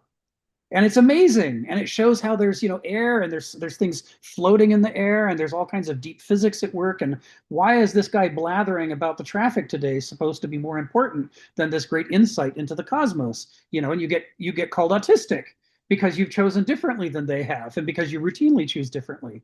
And so there's these issues that we take for granted about the selection of what's the teeny tiny number of things in our habitat that we're supposed to pay attention to, and what do we suppress. And what we see in the story of Oedipus is that he's routinely suppressing all the things that would reveal the meaning of the prophecy. And by suppressing those things, he's especially missing the point more than anybody else is. And Ari said lacunae, and I bring this up because this is the metaphor we use. If you have an ancient document and there's parts of it missing, the term lacuna is used for each one of those, and lacunae is the plural. And you can see by looking at the document that you're missing things. Now, if it's broken up into fragments, it's even harder. Now it's just puzzle pieces, and you might not be sure what the dimensions were of the document. But if you've got mostly the document, but with some splotches and some eaten away parts, you can make an accounting of the lacunae. The problem for human beings and our perspectives is that the lacunae aren't in a physical document, they're in our mind. They're parts of what's out here that's not in here. And the only way that we can see that they're missing is to compare the two. Sorry, Ari. Oh, you're Izzy, how did you need to go? Okay, he's having a conversation. So the issue that we have is that we can't actually turn and look inside our head and see the documents of our representation of reality and compare it to reality to see where the gaps are, where the lacunae are. But nevertheless, it's a powerful metaphor. And to say, so effectively, the problem with every worldview is that it has some constellation of lacunae. There's some parts of the cosmos that you just, even if you see them, you don't ever pay attention to them or care about them. You have learned to disregard them as not relevant. They're what a scientist in a medical study refers to as outliers, right? Or anecdotal data. Yes, this actually happened in the real world, but I don't care. It's not part of my statistics. I'm excluding it. And very interesting things get excluded. Like some guy that didn't get treatment, and yet his intestinal cancer went away. Well, why the hell did that happen? I don't know. It's an anomaly. Let's put it away. Let's put it on the shelf. It's not relevant to my study about whether this drug will get rid of cancer. The fact that somebody's capable of healing cancer under certain conditions, if we don't know what those are, that's not relevant to my study, so I suppress it. Now, to those of us with cancer, it might be relevant. What did that guy do? How did he change his life? We'd like to know a lot about what happened to his intestinal cancer. But to the drug companies trying to get FDA approval to sell their latest drug to, get rid of the cancer, it's not relevant, right? That doesn't tell us anything about, so we exclude it from the study. But normally when people do these exclusions, they're unconscious. So it's like what Stephen posted in the chat. It's a kind of mental incest in which your unconscious is so fondling reality before your conscious mind ever gets to it, that all that's left by the time you get there are fragments and leftovers. Yeah, look, I picked 7 pieces for you to focus on. In this room, there are only 7 things you're supposed to care about, or maybe 1. And your brain, your conscious mind says, okay, that must be reality. You've abstracted, you have selected out of the matrix of the whole, the pieces that you've decided or you're going to pay attention to. That's what abstract means. It's like extract. It's a variant. It means to cut apart and select, and then to apply a metaphorical synecdoche and say, this tiny fragment that I've selected stands in for the whole, like a kind of metaphor. And I can now disregard the whole because I've got this piece. And I'll just look at this piece and feel like I have a complete picture. And that's what Oedipus thinks. He doesn't even know that he's doing the selection so obviously that everybody looking at him is getting exasperated. That Tiresias is exasperated with him. Creon is exasperated with him. The Oracle is exasperated with him. How does he keep not paying attention to these critical pieces of information? But he himself sees no lacuna. To him, it's all closed up. He thinks he's seeing a whole and missing nothing. And this is where the unconscious mind has a powerful, powerful control over the conscious mind, because it can erase the lacuna and make it seem like you're seeing a whole picture. And that's what happens to Oedipus. And that's what happens to all of us, the Greeks say. I'm going to jump the line again. Phil, be sure to hang on to your point, because I know it's going to be good.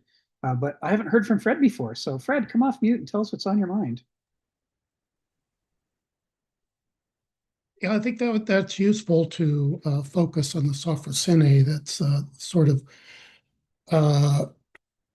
the antidote to Sophocles' problem. The source of his this tragedy is, as was pointed out, the hamartia. Hamartia, rather, his spiritual flaw. But I think we kind of miss one important aspect of it, in that it's often considered a sort of a conceit, that for Oedipus, perhaps it's an intellectual conceit. I'm so smart, I solved the problem of the Sphinx. So don't tell me, how to interpret anything. And part of it is sort of a power thing. I'm on top and I don't want to hear the advice of other people. Part of it perhaps is an obsession.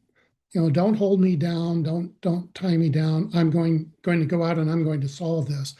But a huge part of it, I think, which wasn't brought out by Kenneth Smith and perhaps by the discussion so far, is his thumos. His anger, his wrath. This constantly gets in his way. And it's explicitly called out, for example, I think it was in Oedipus at Colonus, where one of the characters claimed that it was his thumos that brought him down effectively. And you see it play out all the time. For example, there's the mystery of why he killed his father at the crossroads, a completely nonsensical thing to do. That made no sense that he did it, unless you consider his fatal flaw, which is his thumos, his just uncontrollable wrath. Why did he poke his eyes out and later come to regret it? Well, one aspect of thumos is impetuosity. You do things of a sudden. You don't think it out. You're just acting out of rage. Here it's even a rage against himself, that he plucks his eyes out just for no reason, apparently, except that his thumos raises up. You can almost think of thumos as the catalyst for his hamartia, I believe. And so I think that's important to consider. And I think that plays into Ari's suggestion that maybe deliberation, kind of a deliberateness about what you're doing, can be the antidote to that. That if, first of all, self-knowledge, recognize that you operate often impetuously and out of wrath, and secondly, to just step back and say, why am I thinking the way I'm doing? Why am I ignoring this advice? And recognize that your thumos is getting in the way of what you're doing. Thanks. Thanks, Fred. That's brilliant. You're right on the money. I mean, the role of thumos comes up repeatedly, right? At the crossroads, why didn't he just step aside and allow the other party to cross? Why get into an argument about whose turn it is? I mean, doesn't this sound like an internet flame war? It's a classic example of, did there have to be an argument here at all? I mean, you just wait for a moment and the other guy will cross and you can go across it. Why did you have to be first? And you're right, thumos, right? And obviously his father has the same problem. Because Laius could have done the same thing. He could have said, sure, whatever, go across. But no, he's like, no, I have to be first. No, I have to be first. They have the same thumos at work in their respective characters. And it's not a coincidence, right? He inherited that from his dad. And we know that the reason all of this is happening in the first place is not just that the oracle at Delphi is being mean to Laius by setting him up with this curse. Laius did some bad things. Laius violated, his role as a guest earlier in his life. He committed an unforgivable, violation of his host's family, and he was cursed at that time. And when he found out the nature of the curse, that's when they decided to expose baby Oedipus. Well, they were going to kill baby Oedipus, and then he ended up being supposedly exposed on the hillside. But then that guy didn't want to do away with him either, and ended up giving him to the family of Polybus. Well, first to the shepherds, and then to Polybus. So we know that if we know the backstory, we know something Oedipus doesn't know, which is that his story doesn't begin with him. It's the easiest mistake for ego to make, to think, I'm the center of my world. Things start when I say they start. But that's not true for any of us, right? The Aristotle says over and over, we start in media res. Our story, the best stories always begin in media res because our awareness of our own life begins in media res. We've already been making choices long before we became conscious as people. And that's true for the line of Laius and Oedipus. Now, each of these polis-specific epics that used to exist in the past, were trying to be some kind of mix of heroism and tragedy. They were trying to be interesting. And if it's just one great march of, successes after another, it's boring. So the 12 labors of Hercules include some humiliation, right? He's got to muck out a stable full of poo. And it's the greatest stable in the world. It has more poo than any stable you've ever seen. This is humiliating. Or when he spends that time, is it Diotima? I can't remember the queen, where he has to act as her playmate and be dressed up in her dresses and clothes and all these things that would have been humiliating for a Greek man. And here's the strongest man in the world, and he knows he's got to do it. If he doesn't do it, he's not going to finish his 12 labors. And so the Greeks are interested in making these stories be interesting, and it's not just a great march of successes. They've got to mix in other things. And so frequently, the curse, why did things go wrong for us in the past, gets introduced into these lines. Athens has a cursed line, Thebes has a cursed line, and so forth. And if you are, if you treat a curse not as a kind of Shakespearean supernatural element, but if you treat it as a Greek character element, it is the character of this bloodline and the people in this family that they share these problems, then it makes you, if you're aware of it, start to ask questions, not just gnothi seauth, not just know myself personally, but know myself of my family, know myself of my polis, know myself of my tribe. Who are we? What ethos anthropoi daimon doesn't just mean an individual man's character is his fate, but also a family's character is its fate, and the character of a polis. And that's what these polis-specific epics were trying to do. So what Aeschylus and Sophocles are inheriting as the matter for them to tell their epics, their tragedies out of, is this old rich. I mean, it's probably maybe 1,000 years old at this point. Who knows how far back these stories go? This old rich material full of crises and tragedies and curses and so on. And if I was born into a curse, and I was, right, because I inherited my alcoholism, if I was born into a curse, I would really want to know about that curse, right? Beverly wasn't born into this curse. She can have a glass of wine and she's done. Now, I dare not have a glass of wine because I know I would never be done for the rest of my life. That's what happened to the rest of my family. I can't have that happen to me. I need to know that curse is there, because otherwise, if I act the way other people act, the consequences are not the consequences they would be for other people. And the problem with Oedipus is he doesn't know. He doesn't know what he's inherited. He's inherited this curse, and this curse includes thumos, as Fred says. Laius at the crossing of the river exhibits thumos, and Oedipus exhibits thumos. Either one of them could have prevented that from happening. They both were into it too strong. They were too much like each other. They had the same problem. And so Laius died. So take care, Lady Calamity. It's been fun. So yeah, thank you for bringing that up, Fred. Because and you note it throughout the play as well. Like he just loses his temper with Tiresias. Tiresias is another oracle. This man is a prophet. He's speaking the language he's giving you access to wisdom no mortal would normally have access to. And your reaction is to blow your top? What the hell? This is just like, this is character at work, isn't it?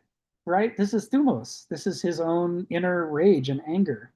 And we can speculate about why he's the way he is, but I think it's safest to say he inherited it. His dad has it. He has it. I think if I'm not mistaken, I'm probably mistaken on this, but as I recall, Oedipus's family ultimately descends from the dragon teeth that were sown by Cadmus. If that's the case, man alive, that's a burden. You come from dragon's teeth, you got to be wrathful. That's right. My breath, my soul is fire. I will solve the problem. No one can tell me I'm not. I liked your thing, especially about him being insulted by the idea that he couldn't solve this. I mean, he solved the riddle of the Sphinx. Who do you think he is? Gonna tell him he can't solve this mystery? Of course he can. Don't tell him to walk away. What are you saying? He's too stupid? Of course he's not too stupid. He's going to prove it to you. And if only he'd listen to Tiresias. I mean, once you find yourself in the position he's in the play, it's really a terrible idea to keep digging. It's like, you know what you should do? You should retire and back away slowly. Leave Thebes alone. That would be nice. But no, he has to run headlong into that wall like Wile E. Coyote diving at a tunnel that's been painted by the Roadrunner. And dash his eyes out. Phil, come off mute. Tell us what's on your mind.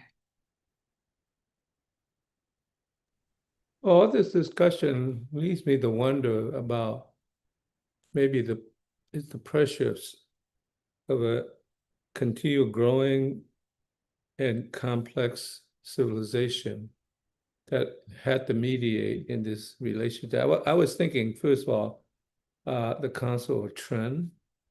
I mean, it had to, in a sense, create a system that was going to purify the system by eliminating the things that are unsuccessful to, in a sense, concentrate on the story that would, in a sense, hold up the civilization that it is. So that move toward consolidating civilization, in a sense, is always taking revenge on nature in a funny way.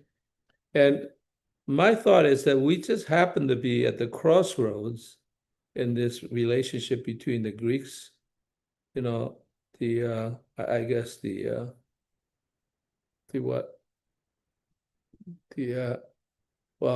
Greco-Romans and then the Roman culture that in a sense has to concentrate on building up the physical structure, the institutional structure of civilization to, in a sense, hold up the structure of civilization itself versus And I think that was at the expense of Fusus, logos, maybe I should say the relationship with mythos and logos.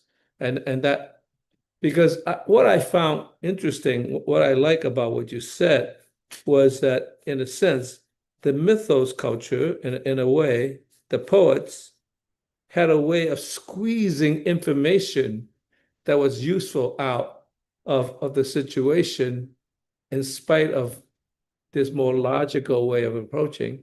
And I think as modern culture developed further through the Middle Ages and into the modern culture, we have lost we have drifted further and further away from mythos, as if now, oh, that's just a story, that's just a myth. It's really nothing important. And I was thinking, particularly in the Copernican turn, because the Copernican turn seemed to say, that we have this logic, we got it. We know how the universe works. we got it. I mean, it's slowly evolved in some sense. So the Copernican turn means that we are, in some ways, I don't want to go say wiser than the cosmos, but in a sense, we got the dynamics of how it works. It's kind of like what is Newton using the compass to draw out the diagrams that, in a sense, the Diaz has drawn out, and he's tracing it. We got it. In some sense, I think the loss of the mythos culture, in a sense, being suppressed, that's harder and harder, makes it hard for us to really squeeze any more information out. And we don't believe it and understand it. In fact, to the modern culture, even maybe I should even say postmodern culture, it's always taught at a point that is so conflicted that all it has is to squeeze out irony rather than, in a sense, some true juice that you could use, So if you squeeze out irony, I guess, what is that?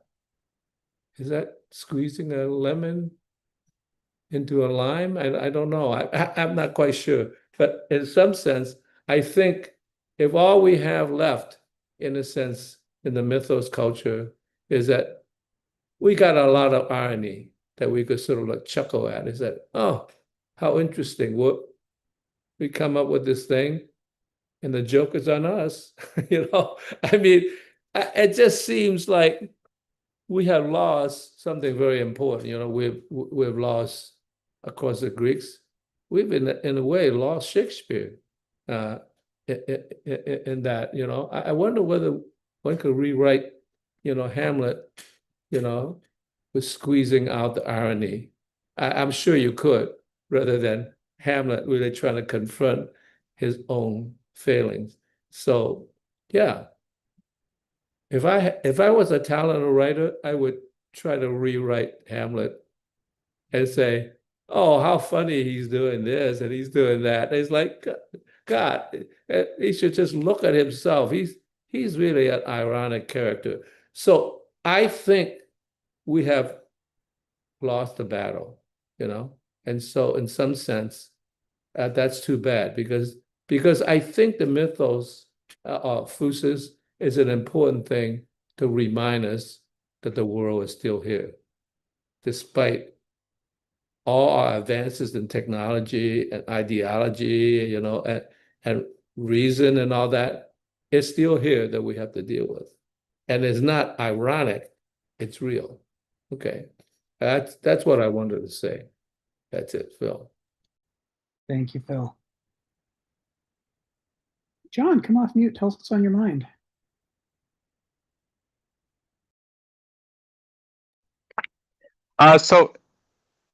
Yeah, I was curious about this idea of the lacuna, if I'm saying that right, the blind spot that people have regarding their character.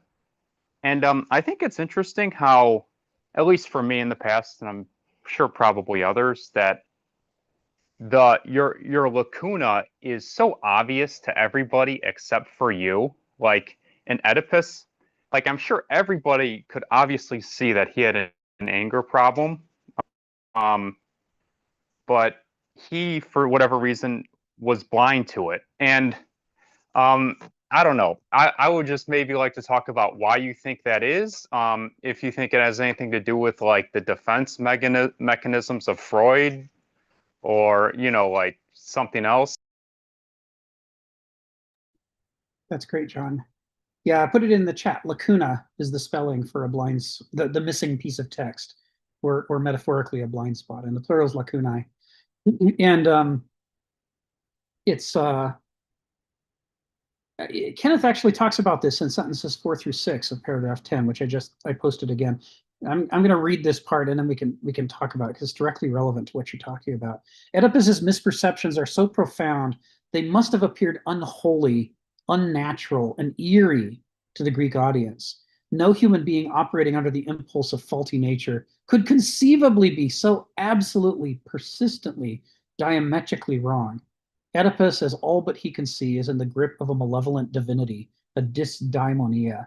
So I've been thinking about this for the last several weeks as we've been working our way through these paragraphs. And I think the way that Kenneth means us to interpret this text is that if he was just wrong, that would just be human, all too human, as Nietzsche likes to say.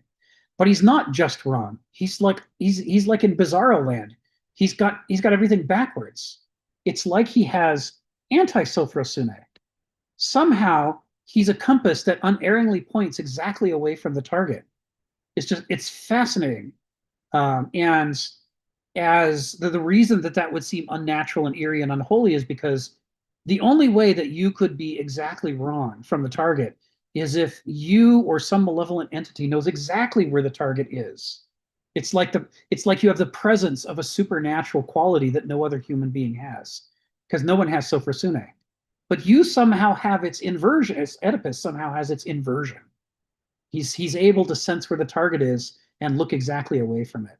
And so when Kenneth says, in the grip of a malevolent divinity and dysdaimonia, Kenneth always has Heraclitus, Aristotle, and a few other Greek philosophers immediately at hand. And then from the Germans, you got to think Hegel, Kierkegaard, Nietzsche, sometimes Marx, and then more recently Hannah Arendt. Always at hand, always, the books might be right next to him when he's writing, or he's just got whole passages of it memorized and he's thinking about them and he went through them before he wrote the essay. So he's not going to say dysdaimonia.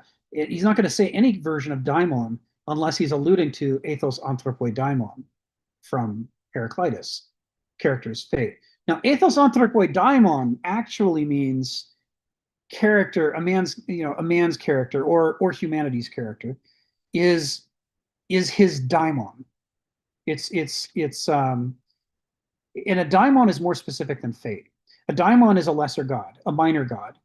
And as Cornford says in From Religion to Philosophy, and then again in Thucydides' Myth Historicus, the Greek religion, long before it had the Olympian gods, it was like Shinto. It was a daimon religion.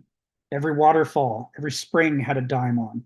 Every fertile field, every forest, every great tree had a daimon. Your house had a daimon. The daimons are these kind of spirits. There's a way in which these things that we take for, in the modern world, we take for dead natural resources, just, where to us tree is not a living thing, but is timber just waiting to be converted to lumber.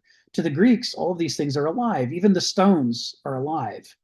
And every living thing has its own character and its own intelligence and its own teleology that's trying to act out in the world. It's like a combination of awareness and intention. And the rock intends to be what it is. It intends to resist pressure in a way that, say, clay doesn't.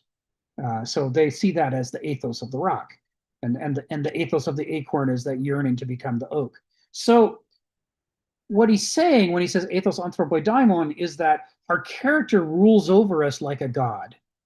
Our character is so authoritative over our choices and our behavior and what we feel and what we notice and what we don't feel and what we don't notice and what we think and don't think, that it's like in exactly the same way that Poseidon is god of the oceans, so our individual character is the god of us and makes us what we are and makes us behave the way that we do. And Kenneth likes to compare this concept of daimon to the old expression about alcoholics, that they have a monkey on their backs. In other words, instead of a sane, intelligent, sober writer, they have a lunatic gibbering and making crazy choices and throwing poo. And that's who's deciding what the alcoholic is going to do, right? Bad judgment, in other words. So a malevolent divinity, a dysdaimonia, is making bad choices for you instead of good choices for you. They have an anti-sophrosune. They lead you away from what's healthy for you. And they do that because that's the structure of your character. And the structure of your character is so authoritative over what you notice and don't notice, what you can notice and what you can't notice or care about, that it's as though you're being ruled by the opposite of a guardian spirit. You have a little demon. He's not on your shoulder whispering in your ear. He's riding your back and nudging you subtly left and right, so subtly that you think you were the one that chose to go left or right, but it wasn't. It was your writer that chose to go left or right. This is how they see character. And they say, if you're lucky and you have eudaimonia, or if you have cultivated your character into a state of eudaimonia, then these unconscious intuitive nudges are going to be right a lot of the time. They're going to lead you to health and vitality, whether you know why they do or not. Even if you don't know why you made the choice, it'll be the right choice. But if you're unlucky, or if you've neglected the cultivation of your character so that it's decayed over time, then your intuition is going to be bad intuition. You'll say, I know what I should do. I should do X, and X will turn out to be a terrible idea. But to you, it makes sense because your character controls the way you see the world, and it removes all the evidence that this is a bad choice. Other people who don't have your character can look at that same choice, and to them, it's obviously a bad choice because their character isn't nudging them in the direction of it. Their character doesn't have lacunae right where the terrible consequences of that option lie. But you do have lacunae there. And so for you, the bad outcome is an unanticipated, unintended consequence. But for everybody else who doesn't have that defect of your character, who's looking at that same situation, they don't see a lacuna. They see the bad outcome. And they go, whoa, man, are you sure you want to do that? And then Oedipus blows his top because of his thumos, as Fred said, and thereby repels the help that he needs. So if you're going to have bad character, you need a healthy community around you to help compensate and act as a shock absorber between you and the world. But if you have a terrible temper, you drive people away, and now you don't have any shock absorber, and therefore you just inherit the consequences of your actions. And this is what he's doing. Yeah. Aha, Stephen brings up Silenus, but I'm not going to take the bait. It's true. Silenus is a god. He deals with alcohol in a wiser way than my family can. But we'll save that for another day. Anyway, great question, John. James, come off mute. Tell us what's on your mind. Oops, I accidentally muted you. Yeah, thanks.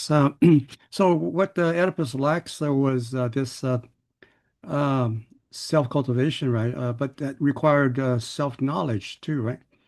And so in order to arrive at this kind of sophrosine, did Oedipus need to have knowledge of the mythos and logos working for him in combination? And so he doesn't, so he can, cultivate his character and doesn't push, what he should know away from what he, so particularly the unconscious, impulses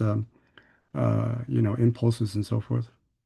So, so in that sense, the modern psychologies like psychoanalysis and maybe Jungian psychology would also be a way of, a path to self-reflection, and particularly the myths and so forth, in this path towards self-understanding. So does Hegel provide that kind of process? Does Hegel take into account the mythos and the logos as well in his process of the dialectic that leads to this kind of self-realization and understanding? Yes. Yes. Yeah. That's a great question. Hegel talks about Begriff and Verstand and Vernunft. And Begriff is like a life led by naive forms of gnosis. In other words, you're very much centered in the moment, in the experience of life, in your feelings and your memories. And there's a kind of wisdom to that because it keeps you tethered to reality. You know, you're always just one note away from the input that actually drove you that way. But the problem is it's parochial, right? It can't see the larger pattern, and that's what Verstand is for. You know, Verstand is the negation of Begriff, and it moves into noesis. And in that naive noesis form, it rejects gnosis. You know, Begriff isn't really aware of noesis, but if it could be aware of it, it would reject it. Verstand is totally aware of Begriff because, as Hegel says, we don't ever start out in Verstand. We have to grow into it by negating the Begriff that we're born with. We have to grow dissatisfied and shove it away and say we're going to be this other kind of person. We're going to be smarter than that. We're going to not wear our feelings on our sleeve. You know, we're going to be more protected than that. We're systematized. We're going to be able to win arguments. And in doing that, we are able to see the larger picture, but we lose the detailed concrete picture. This is what Hegel says when he says to abstract, i.e. to use noesis, to be in Verstand, is to be in error. It's an error because there are lacunae, and the lacunae are all the concrete details which have been evacuated out of the abstraction to separate us from the immersion in concrete life. And my cat knows more about what's happening in this room than I do. So I'm busy having a conversation with you guys. But the cat is living a very Begriff life, very plugged in to her feelings and experiences and sensations, more than I am, as much as I try to be balanced. But as Hegel says, both Begriff and Verstand are half-witted strategies for life. Each of them is insisting that one of the two fundamental faculties of the metabolism of the human mind is the only correct faculty, and the other one is wrong, and you shouldn't use it at all because it's bad. Begriff is barely, Begriff is barely aware of noesis. Verstand demonizes gnosis, and so in both cases you get this weird, strange attractor effect where people are drawn like gravity wells into one of these two half-witted modes. And Hegel says they're both broken. Each of them sees part of the picture and misses part of the picture. And the part that they miss is every bit as important as the part that they see. Both of them are states of tragic inversion, to use the language of tragedy, in which your virtues are going to work against you because the thing that you're missing is going to define your life. Your parochialism of a doulos defines his life. The abstraction and over-sophistication of the Banausos, to whom genuine life-affirming values are alien or non-existent at all. You know, his life, he leads the tragedy of not having a life that's for anything, that means anything. He's got technical proficiency, but no attachment to health or profundity. And Hegel says the only way out of this trap is to negate the negation. A lot of people don't like this negation talk in Hegel, but it's exactly right. You have to grow dissatisfied with Verstand.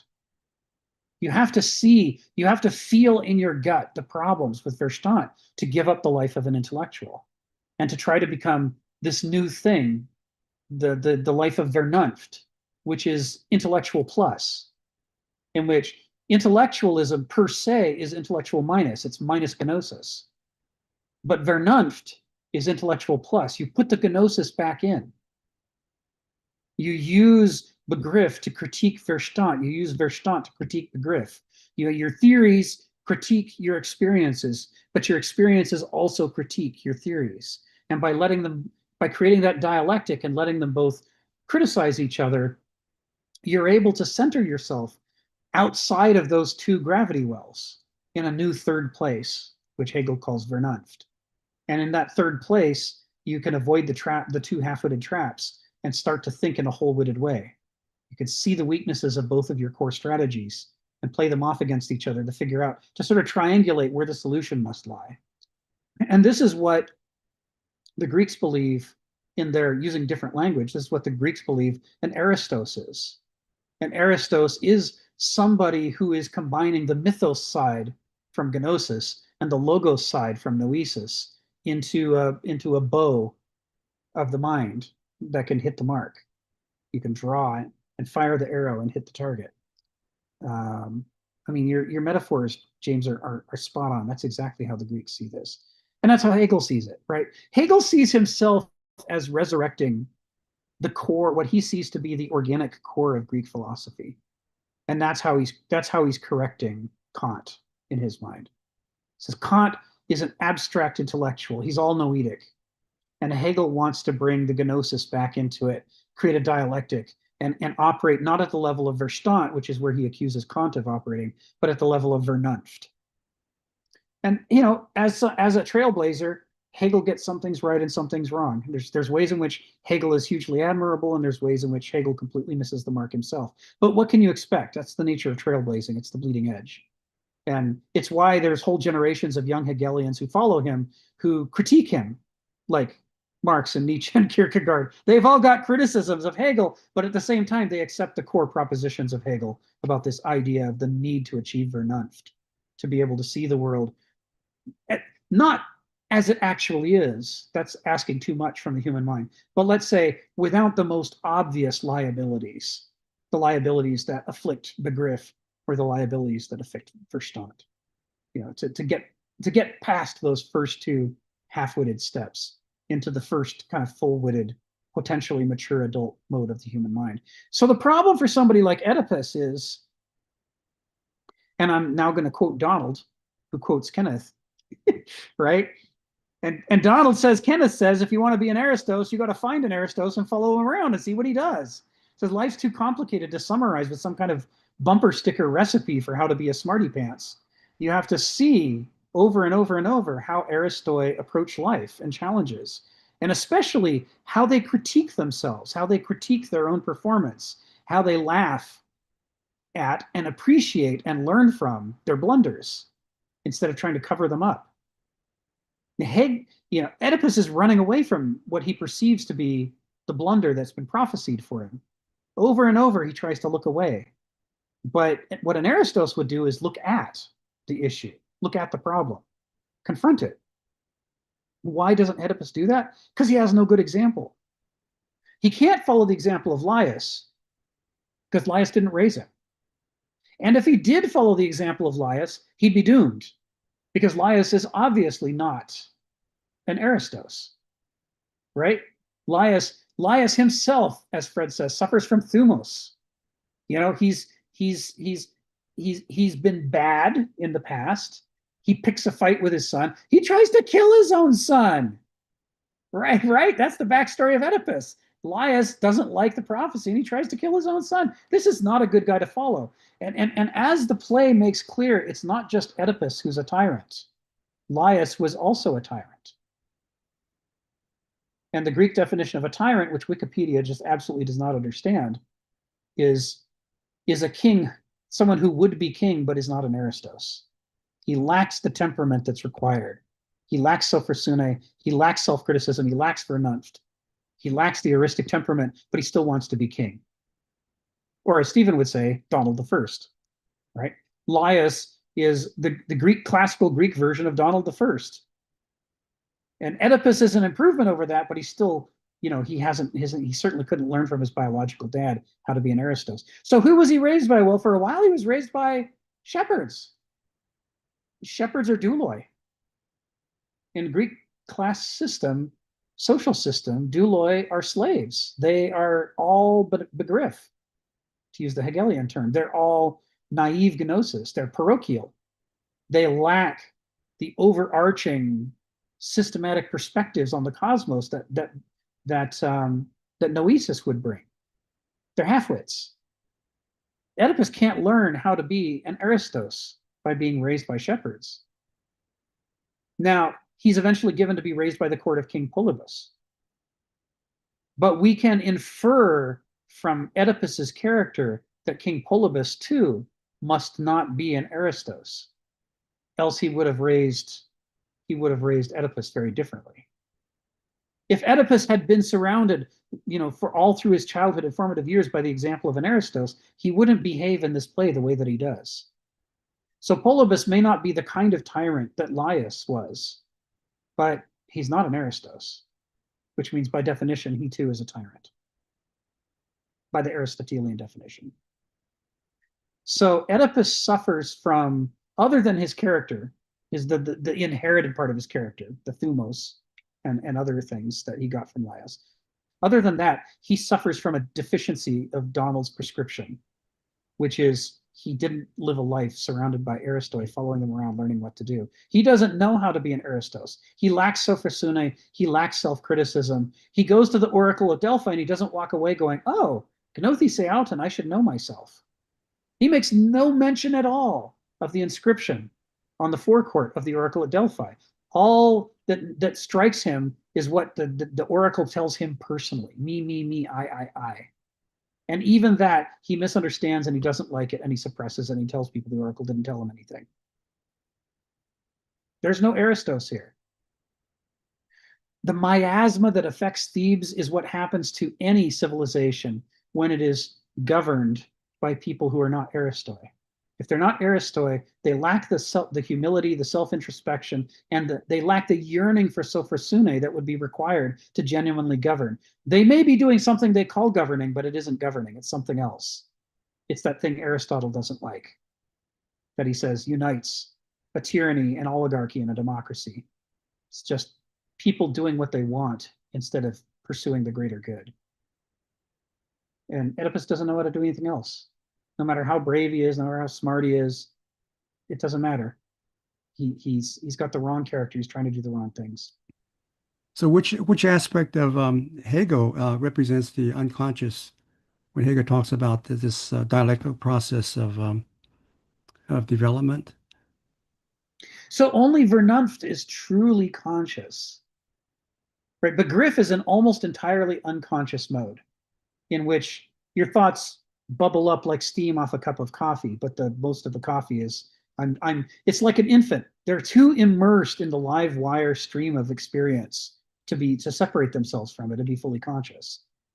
By contrast, Verstand, noesis, claims to be conscious, but it has so negated its own unconscious and the role that the unconscious plays in framing what it's possible for the conscious mind to think, that the noetic person is blind to himself.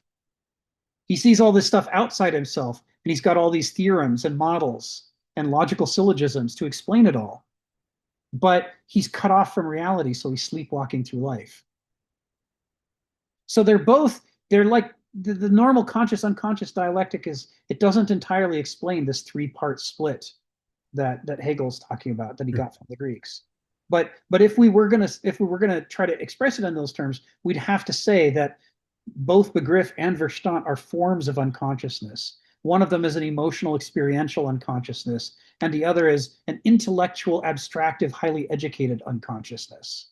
Right.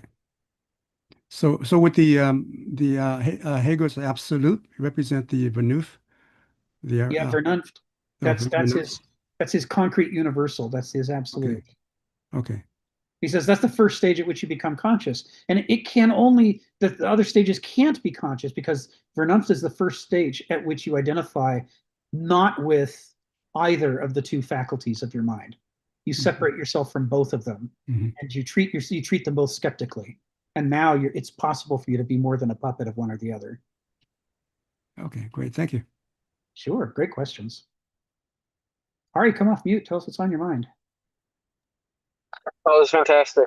I'm having some delight in this conversation, particularly I'm learning and uniting some ideas.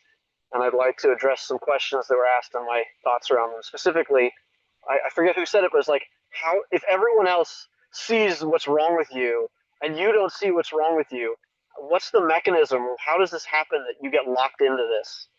And right, problem of all of our lives, right? So it's beautiful. This is to be human. But essentially, there's different forms of this that are much more pathological that we can learn from. I think the first one I think of is schizophrenia. And essentially what happens here is the more you're paranoid about something that doesn't actually exist, the more you actually have confidence kick in as a defense mechanism, and you become overconfident. And, essentially this is a lot like what Oedipus is experiencing here. But there's another way of looking at this that may or may not, I'm happy to be a heretic here, especially with, I'm going to bring in the masculine and the feminine. but it's really not my work. It's you put him in the chat, is Simon Baron-Cohen. He is the director of autism at Cambridge. And he's actually the brother of Sacha Baron Cohen, the Borat guy. But he's brilliant in his works on neuroscience and specifically autism.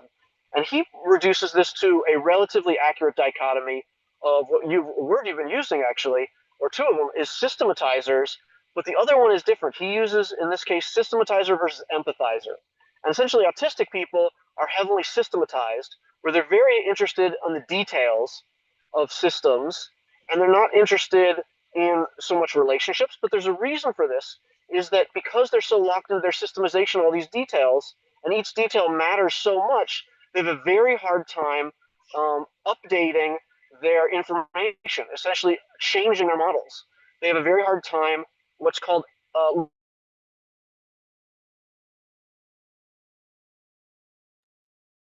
you froze up there, Ari. prediction, and the looking into the world is all about updating that prediction to see if it matches up. And this lends to a really great, amazing thing for me, that Hegel is mimicking the neuroscience here. The begriff is what we call exteroception. It's being locked in the moment, purely in your feelings, and it's a very low sense of consciousness. It's just like you said, being plugged in. And ironically, this is not how we start off in life. This is the opposite. It's actually what happened is the opposite. This is where you look in the neuroscience and it seems counterintuitive. And I'm going to point out another counterintuitive thing at the end, that we'll get a full circle here, is that the way to look within and to see your blind spots is actually with looking without, looking outside and having context outside of yourself, essentially listening to the oracle. That's exterocepting, listening to all that nature is telling you around you in the external world, and really plugging that in to see if that matches up with your internal world. And a person who's locked in to their interoceptive networks, which are, by the way, mostly subconscious or entirely subconscious. So this very much is nice with the Verstand. This is the interoceptive networks where we're predicting, and this is primary dopamine circuitry, if anyone likes the neuroscience on this. And the begriff is primarily the here and now molecules are primarily serotonin, oxytocin, and vasopressin. These are all generally social molecules about how to interact with our environment as a living thing that we make relationships with. Those three molecules, the here and now. But their time horizon is just in the now. It has a very good job of experiencing what's around us now, but it's a very bad job of creating a narrative for a long-term future. So enter noesis, or Verstand, that we need some sort of story, a teleology that's going to take us many years down the road. Like, I'm going to become a grandfather, something like that. That's relatively fine. It's not like fantasy here. But it's long term down the road, and I need words to do this. I need symbolic representation. And so it's interesting that you start actually with a form of interoception when you're first young. And what neuroscience, specifically Huberman, points out is as you cultivate Vernunft, or I'm going to say this wrong, but essentially Sophrosune, or a deliberate sense of self, the more deliberate you are is the more mature you are. And this is the more you can exterocept beyond what's the smallness around you. You can really exterocept the world around you in a much larger way. You can be in the world and have a lot more agency in that world. But being in that world requires more and more exteroception and less interoception, because interoception is essentially what babies start with. It's instinctive. If something's wrong, they just cry. And then they start learning this relationship with their caregiver or caregivers to develop this sense of relationship with the outside world. So exterocepting is a mature sign. And so it's weird. It's nice here that I wouldn't say Hegel's wrong, but we go back to his own language. There's actually a much more complicated, deeper dialectic between the begriff and the Verstand. That essentially we start from interocepting, and as we go to mature to this Vernunft sort of idea, I'm sure I'm butchering the pronunciation, is that you are integrating begriff within the context of the Verstand. And this is where I like actually the hierarchies of language to get a higher level of self, that essentially what you start with is pure subjectivity, but it's internal subjectivity of the interoceptive world. And then you start exterocepting, and you're able to systematize. And depending on where you are, if you're really high level when you're mature, like an adult, like I'd like to believe me or all of us are, we're both able to systematize well and empathize well. But when the circuitry gets drawn towards one or the other, it lends itself to to being more interoceptive or more exteroceptive or more empathetic and versus more predictive. And this actually matches really well in the masculine with the feminine versus dopamine being really related to testosterone. And testosterone in the neuroscience world is learned as the molecule of challenge or competition. And you see, this is what's going on with Oedipus. Rage is an extreme form of aggression where you're challenging what's around you with a ton of testosterone, which is purely driven by dopamine, which is nullified or against negated, or what's in the neuroscience where it's inhibited by the serotonin circuitry, by the GRIF. These two will nullify each other, will inhibit each other, and they will then bring into being a much higher level of each other. This we get to back to Palentrepos. By one challenging the other, they bring each other into being, and you get a higher level of it, which is essentially a unified Vernuft, which gets to the last part of this mature, unified, deliberate brain. The signature of this under the fMRI is you see a whole brain activity as opposed to this compartmentalizing through splitting and defensive projections, right? That happens when the hypothalamus gets activated and the rage circuits take over, everything else is inhibited. When the lust circuits take over from the hypothalamus, everything else is negated.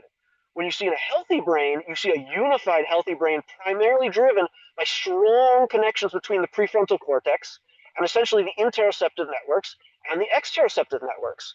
And to review, it's like the autistic person essentially is unable to they have hub damage, as it's called, with their exteroceptive networks. Novelty is really painful for them. They generally don't like being touched. They generally don't like any sort of sensory input that they're not expecting. And so it's really interesting that I don't know an opposite of this, the anti-autism person who's extremely interested in touch, and not in a codependent way where you just need someone else, but there's something where you're deeply intuitive. I don't know of any sort of model that in the neuroscience world for a neurodivergent person who's the counter particle, the anti-particle, so to speak, of the autistic extreme systematizer, or what Simon Baron-Cohen's the extreme male brain. There must also be similarly an extreme female brain, but I digress in that. But getting back to this idea of how do you look within to find your blind spots, it's doing better at looking without, exterocepting more, looking and being comfortable with that tension that I'm looking out into the world and it doesn't make sense and it feels like chaos. That feels like a lot of pain. That causes what's called a dopamine crash and adrenaline. And now we get back to the secret, is adrenaline drives neuroplasticity. If we can be present with that adrenaline, it will strengthen the connections for perceiving new and better things and eliminate the blind spots, or at least the old blind spots that were really bad, and of course cultivate new blind spots. But again, you have this updating model that's much more healthy and much more able to learn and be adaptive. And so we review, it's being deliberate, it's having a healthy balance between the internal world of systematizing and the external world of empathizing, and essentially not getting caught in what these two lower things are, which is the default node network, which is we update when we sleep. So essentially, you want to fix this, you need to sleep better. I have a feeling Oedipus wasn't sleeping so good, and he's raging out, right? So this is something we can take in our own lives to be practical. I think that's a good place to end, but I really wanted to bring in this Palentrepos and paradox of how we look within is actually how well we're looking without. And similar to how well we're looking without depends on how well our model within is, and they adjust each other. They're like two separate consciousnesses of like a square and a triangle that bring each other into being to create the pyramid, which is a higher level representation. All right, that's it. That's Ari. That's fantastic, Ari. Thank you. Lots of great material there. And, I think you're right that in this material from Simon Baron-Cohen, we have a possibility of another layer of interpretation that we can lay on top of the Hegelian to bring it up to date with kind of where neuroscience is today. Bye, Ginny. So I obviously have to do some follow-up reading. I want to link these things together. I put some quotes in there from the play itself, and they have some. I'm gonna call on the rest of the folks in line here in a sec, but there are some interesting things to call out from that, and one of them is let's actually start with the second thing I posted, which is where Creon has returned from the oracle.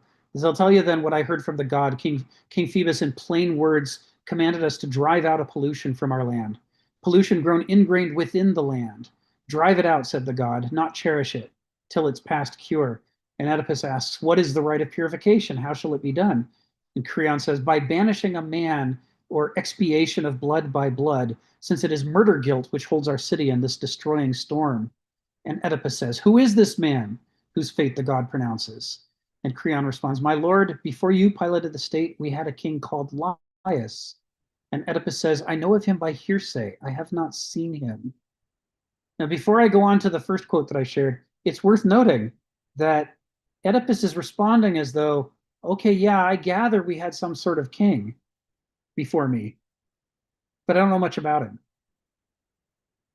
If now put yourself in Oedipus's shoes. I mean, if you defeated the Sphinx and you were hailed as a hero and you were made king of Thebes, and you'd never done this before, wouldn't you at least be curious who was there before you? Wouldn't you have learned what you could about Laius? I mean, you're sleeping with his widow. Wouldn't you have asked her questions about Laius? You've got kids who are old enough to walk and talk, but Laius is still some vague figure of the past to you? How self-involved must Oedipus be to be years into the kingship, sitting on Laius's throne, married to Laius's widow, and he still only has the vaguest notion of who that guy was? But if we're trying to understand Oedipus's character, this is a critical piece of it. He's a guy who just really doesn't have a lot of curiosity of who was here before him. And why wouldn't he? Well, maybe it's Thumos. Maybe he's jealous. And, he doesn't want to hear about some previous king. He's the king now. Shut up about that other guy. I'm the big deal. Anyway, what I posted first follows directly after what I posted second. It said, Creon, the god commanded clearly, let someone punish with force this dead man's murderers. Oedipus, where are they in the world? Where would a trace of this old crime be found? It'd be hard to guess where. And Creon says, the clue is in this land. That which is sought is found. The unheeded thing escapes. So said the god. So these are the words of the oracle at Delphi that Creon is passing on. The unheeded thing escapes is one of Kenneth's favorite lines. He quotes it all the time, although he forgets that it's Creon and he says it's Tiresias. But this line he quotes all the time. And that's because this lines up so beautifully with the Heraclitus line about the children collecting lice, saying, what we see and grasp, these we leave behind, but what we do not see and do not grasp, these we take away with us. And Heraclitus is saying, this is why Gnothi Seauton, you have to look inside and grasp what's going on in you, because if you don't grasp it, it's just going to rule you. You will be a puppet of your unconscious as long as you don't grasp your unconscious. You need to wield it. You can't just be blind to it. And the unheeded thing escapes, says the oracle at Delphi, is their way of saying, and especially the previous thing, that which is sought is found. If you had been looking, you would already know who killed Laius. He's only escaped justice because he's unheeded, because nobody's been looking. And this is Oedipus's whole story. The failure to look, the failure to follow through, to grasp the whole picture. And it's just basically stated flat out here by the oracle. This is the issue. And this goes to what Ari's talking about, right? Which are you, how your mind is constructed determines what you focus on and what you don't focus on. And the things that you don't focus on escape you and they rule you because you're not able to focus on them. And this is why it becomes so important to achieve that kind of dialectic where you can wield both sets of capabilities and thus be able to grasp things outside yourself, but also grasp things inside yourself.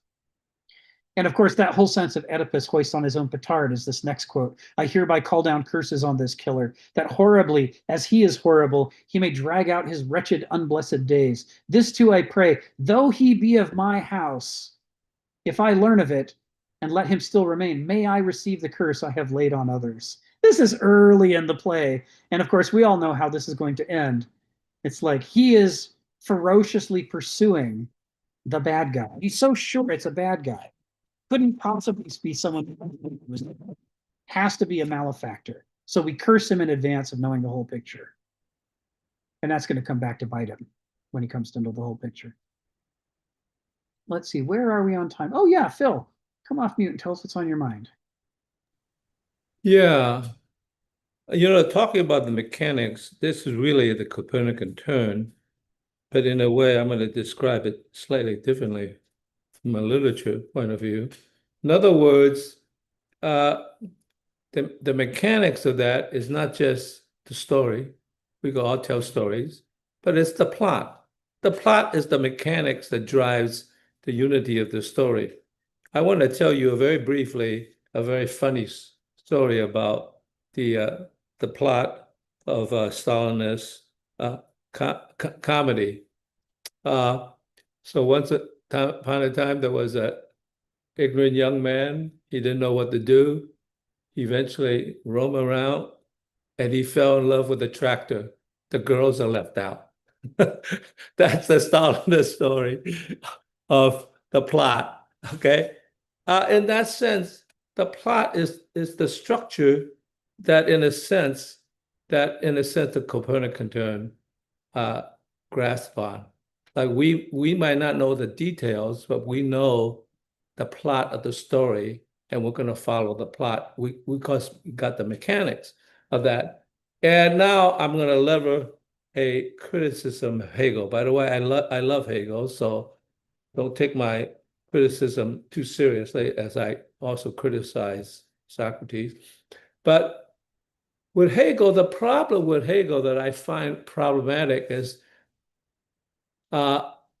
understanding, I mean, the hour of Minerva takes flight at dusk. I mean, like, it's kind of like he's saying, you came too late. The party's over. You just came too late. I mean, there was a time when I was young, I used to like to drive across the country in the dark because the mystery just unfold and I just loved it.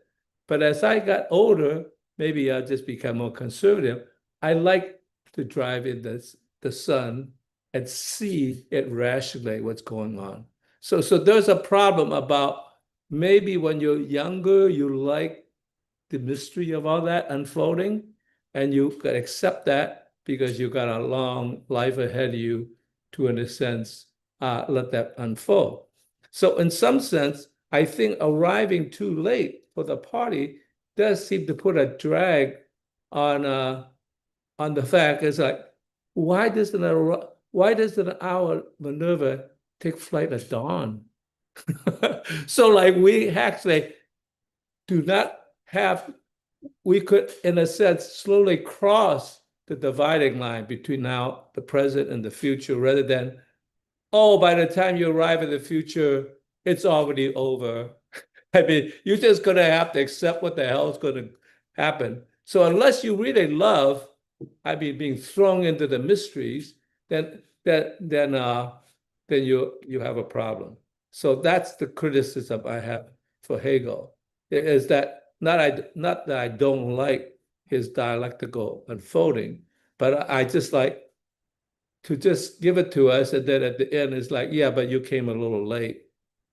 Everybody's already left at home, like it just leaves you dangling, like what the hell? I mean, even when you're young, I mean, should I just wait for the next party? I mean, what's going on there? So that's the small criticism I have for Hegel. It's like, why does the owl Minerva does not take off at dawn so that I could cross the dividing line in sure-footed nature rather than just wait till dark comes and I fall into the mystery. That's it, Phil. Thank you, Phil. Once put in mind of Kierkegaard's line that the problem with the human condition is our lives can only be lived forward, but they can only be understood backwards. And you think about Merlin, and why is he wiser than everyone else? Well, because he lived his life backwards.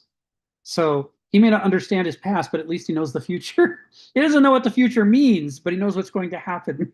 He won't understand the meaning until he's aged backwards and figured out his own past, and then the thing that he already knew, which was the future, will come into focus for him as what it truly means. So it's what's interesting about revolutionary periods, and it's what makes them revolutionary, is that they follow or are part of the stage of retrospection in which a decaying civilization at last finally begins to understand itself for real. And now that it does, it's in a position to forge a new civilization. And the problem is it won't understand the new civilization that it's forging until the end of that civilization, but it will at least have a clear understanding of the mistakes of the previous civilization that it will be trying to fix when it forges the new thing. I'm not sure if they understand the new civilization. I think that they're just so desperate for the old civilization is not cooperating It's that gotta go. they're willing to take a chance to do anything, a Yes. revolution, invade the Congress, like let's break everything down. That's what they're doing. So yeah. Yes. There's a line in Marx about this, which is hilarious because this is one of the numerous places in which Marx says things that Marxists don't like to think about very much. And this is where Marx says, the thing about genuine revolution is it doesn't happen when you want it to happen. It's not a bunch of people are pissed off and so they decide this would be a great time for a revolution. Let's go start a fight and then utopia follows. He says that's not how it happens at all. The way it happens is it only happens when the old system can't adapt anymore. It has made every adaptation possible to get to this point of senescence and corruption. At the point that it's at, if there were any other choices left, it would have made them and it would have kept going. And so people are constantly having uprisings too early when the system still has some life in it. It's got some adaptation. And it's going to respond to the uprising. It's going to put down the uprising and make some adjustments. The revolution happens when the whole thing falls apart under its own weight. It's its own internal contradictions that kill it. And it's just that's the moment when if people have their shit together and have figured out, what went wrong, that they have an opportunity to make something new because the old power structures fall apart. But you don't see a lot of Marxists organizing their revolutions this way. This is one of a number of things that Marx says that people like to ignore. He's saying you should put more effort into understanding what's wrong. Get yourselves organized, get your act together, figure out what's going wrong, and the system will die when it's done, when it's dead. It's not going to die because you pulled out a gun and tried to shoot it. That's not going to work. Then you just end up with the Russian Revolution, and next thing you know, you're capitalist again. Who knew? Stephen, come off mute and tell us what's on your mind. I was just going to say, for starters, as an American there's an American in China, is in southern China, and he went to northern China. And where they had an alcohol culture, they don't have an alcohol culture in southern China. And he said, well, when northern Chinese businessmen find a partner, they get them drunk to find out if they can be trusted. And this is probably something we've forgotten because people will blurt out the truth when they're drunk. The other thing I was going to point out, years ago, I didn't really study much about Oedipus when I was a kid. I came across a cartoon that was making a whole joke about it. That was my first intro. And you saw the story coming out of Freud. Later on, I came across Rudolf Steiner talking about Oedipus, and he was saying that Oedipus was more or less like a key persona of the Greco-Roman age. And he was claiming that Faust was the key persona of the reinvigorated, the new West that we are. And Spengler said the same thing. Yeah, Oedipus, then Faust. And I think they're actually wrong, but I think they must have had a common source for their idea, or they wouldn't be both saying it. But I'd suspect they've got it wrong. It's more likely Hamlet is the key figure of the modern age. In the story of Hamlet, he's quite aware of what's going on. And in the original story, if you want to read the original story from Danish history in the Middle Ages, he has to pretend that he's retarded. Otherwise, he's going to be bumped off. He knows that. So naturally, at times, his uncle's wondering, is he really trying to fool me? His uncle's trying to create all sorts of traps to find out whether he's really pretending to be a fool or not. But trouble with Oedipus, sorry, the trouble with Hamlet, well, he comes out in Shakespeare's version of the play. He's too much of a perfectionist, you know. He's got a moment. His duty is to bump his uncle off and take revenge. But these uncles, he's got a beautiful moment when his uncle is praying. He thinks, oh, I can't kill him now. He's praying to God, he'll be saved. I want him to be damned eternally. But that's not his duty. His duty is just to bump his uncle off, not get the ultimate perfect result. So we see the opposite of rashness in Hamlet. He's too cautious. He spends too much time thinking about everything. And he is really smart. He proves time and time again that he's so smart. But what in the Danish version of the story, what really does him in, he never suspects that his opponents are going to do something stupid because he's so used to being smart. They wouldn't do something as dumb as that. And then they go and do something dumb, and that does Hamlet in. Thank you. But I think, or actually I must say, Rick, if you can, give us some thoughts about Hamlet when you can, as the great counterpoint to Oedipus. Thank you. Thank you, Stephen. Yeah, I'm out of time for today, so I can't give you my thoughts on Hamlet other than to say I'm so glad. It was about a year ago, I think, you first introduced me to this idea that it's not Faust, but it's Hamlet, and I'm so glad you introduced me to that idea.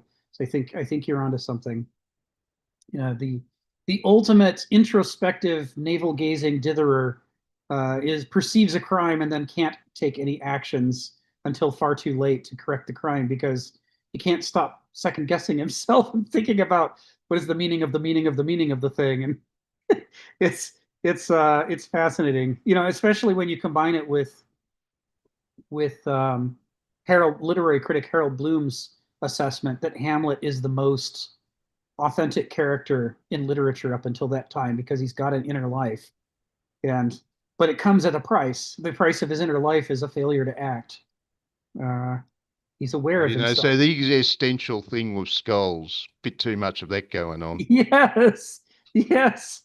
He's so aware of himself, he's having a little difficulty dealing with reality. So it's a really interesting hypothesis, Stephen. I got to keep thinking about it. But anyway, thank you all for coming. I hope you had a lovely time. I had a lovely time. And I guess we will see each other next week and start into paragraph 11. Take care, everyone. All right. Bye. Bye, everyone.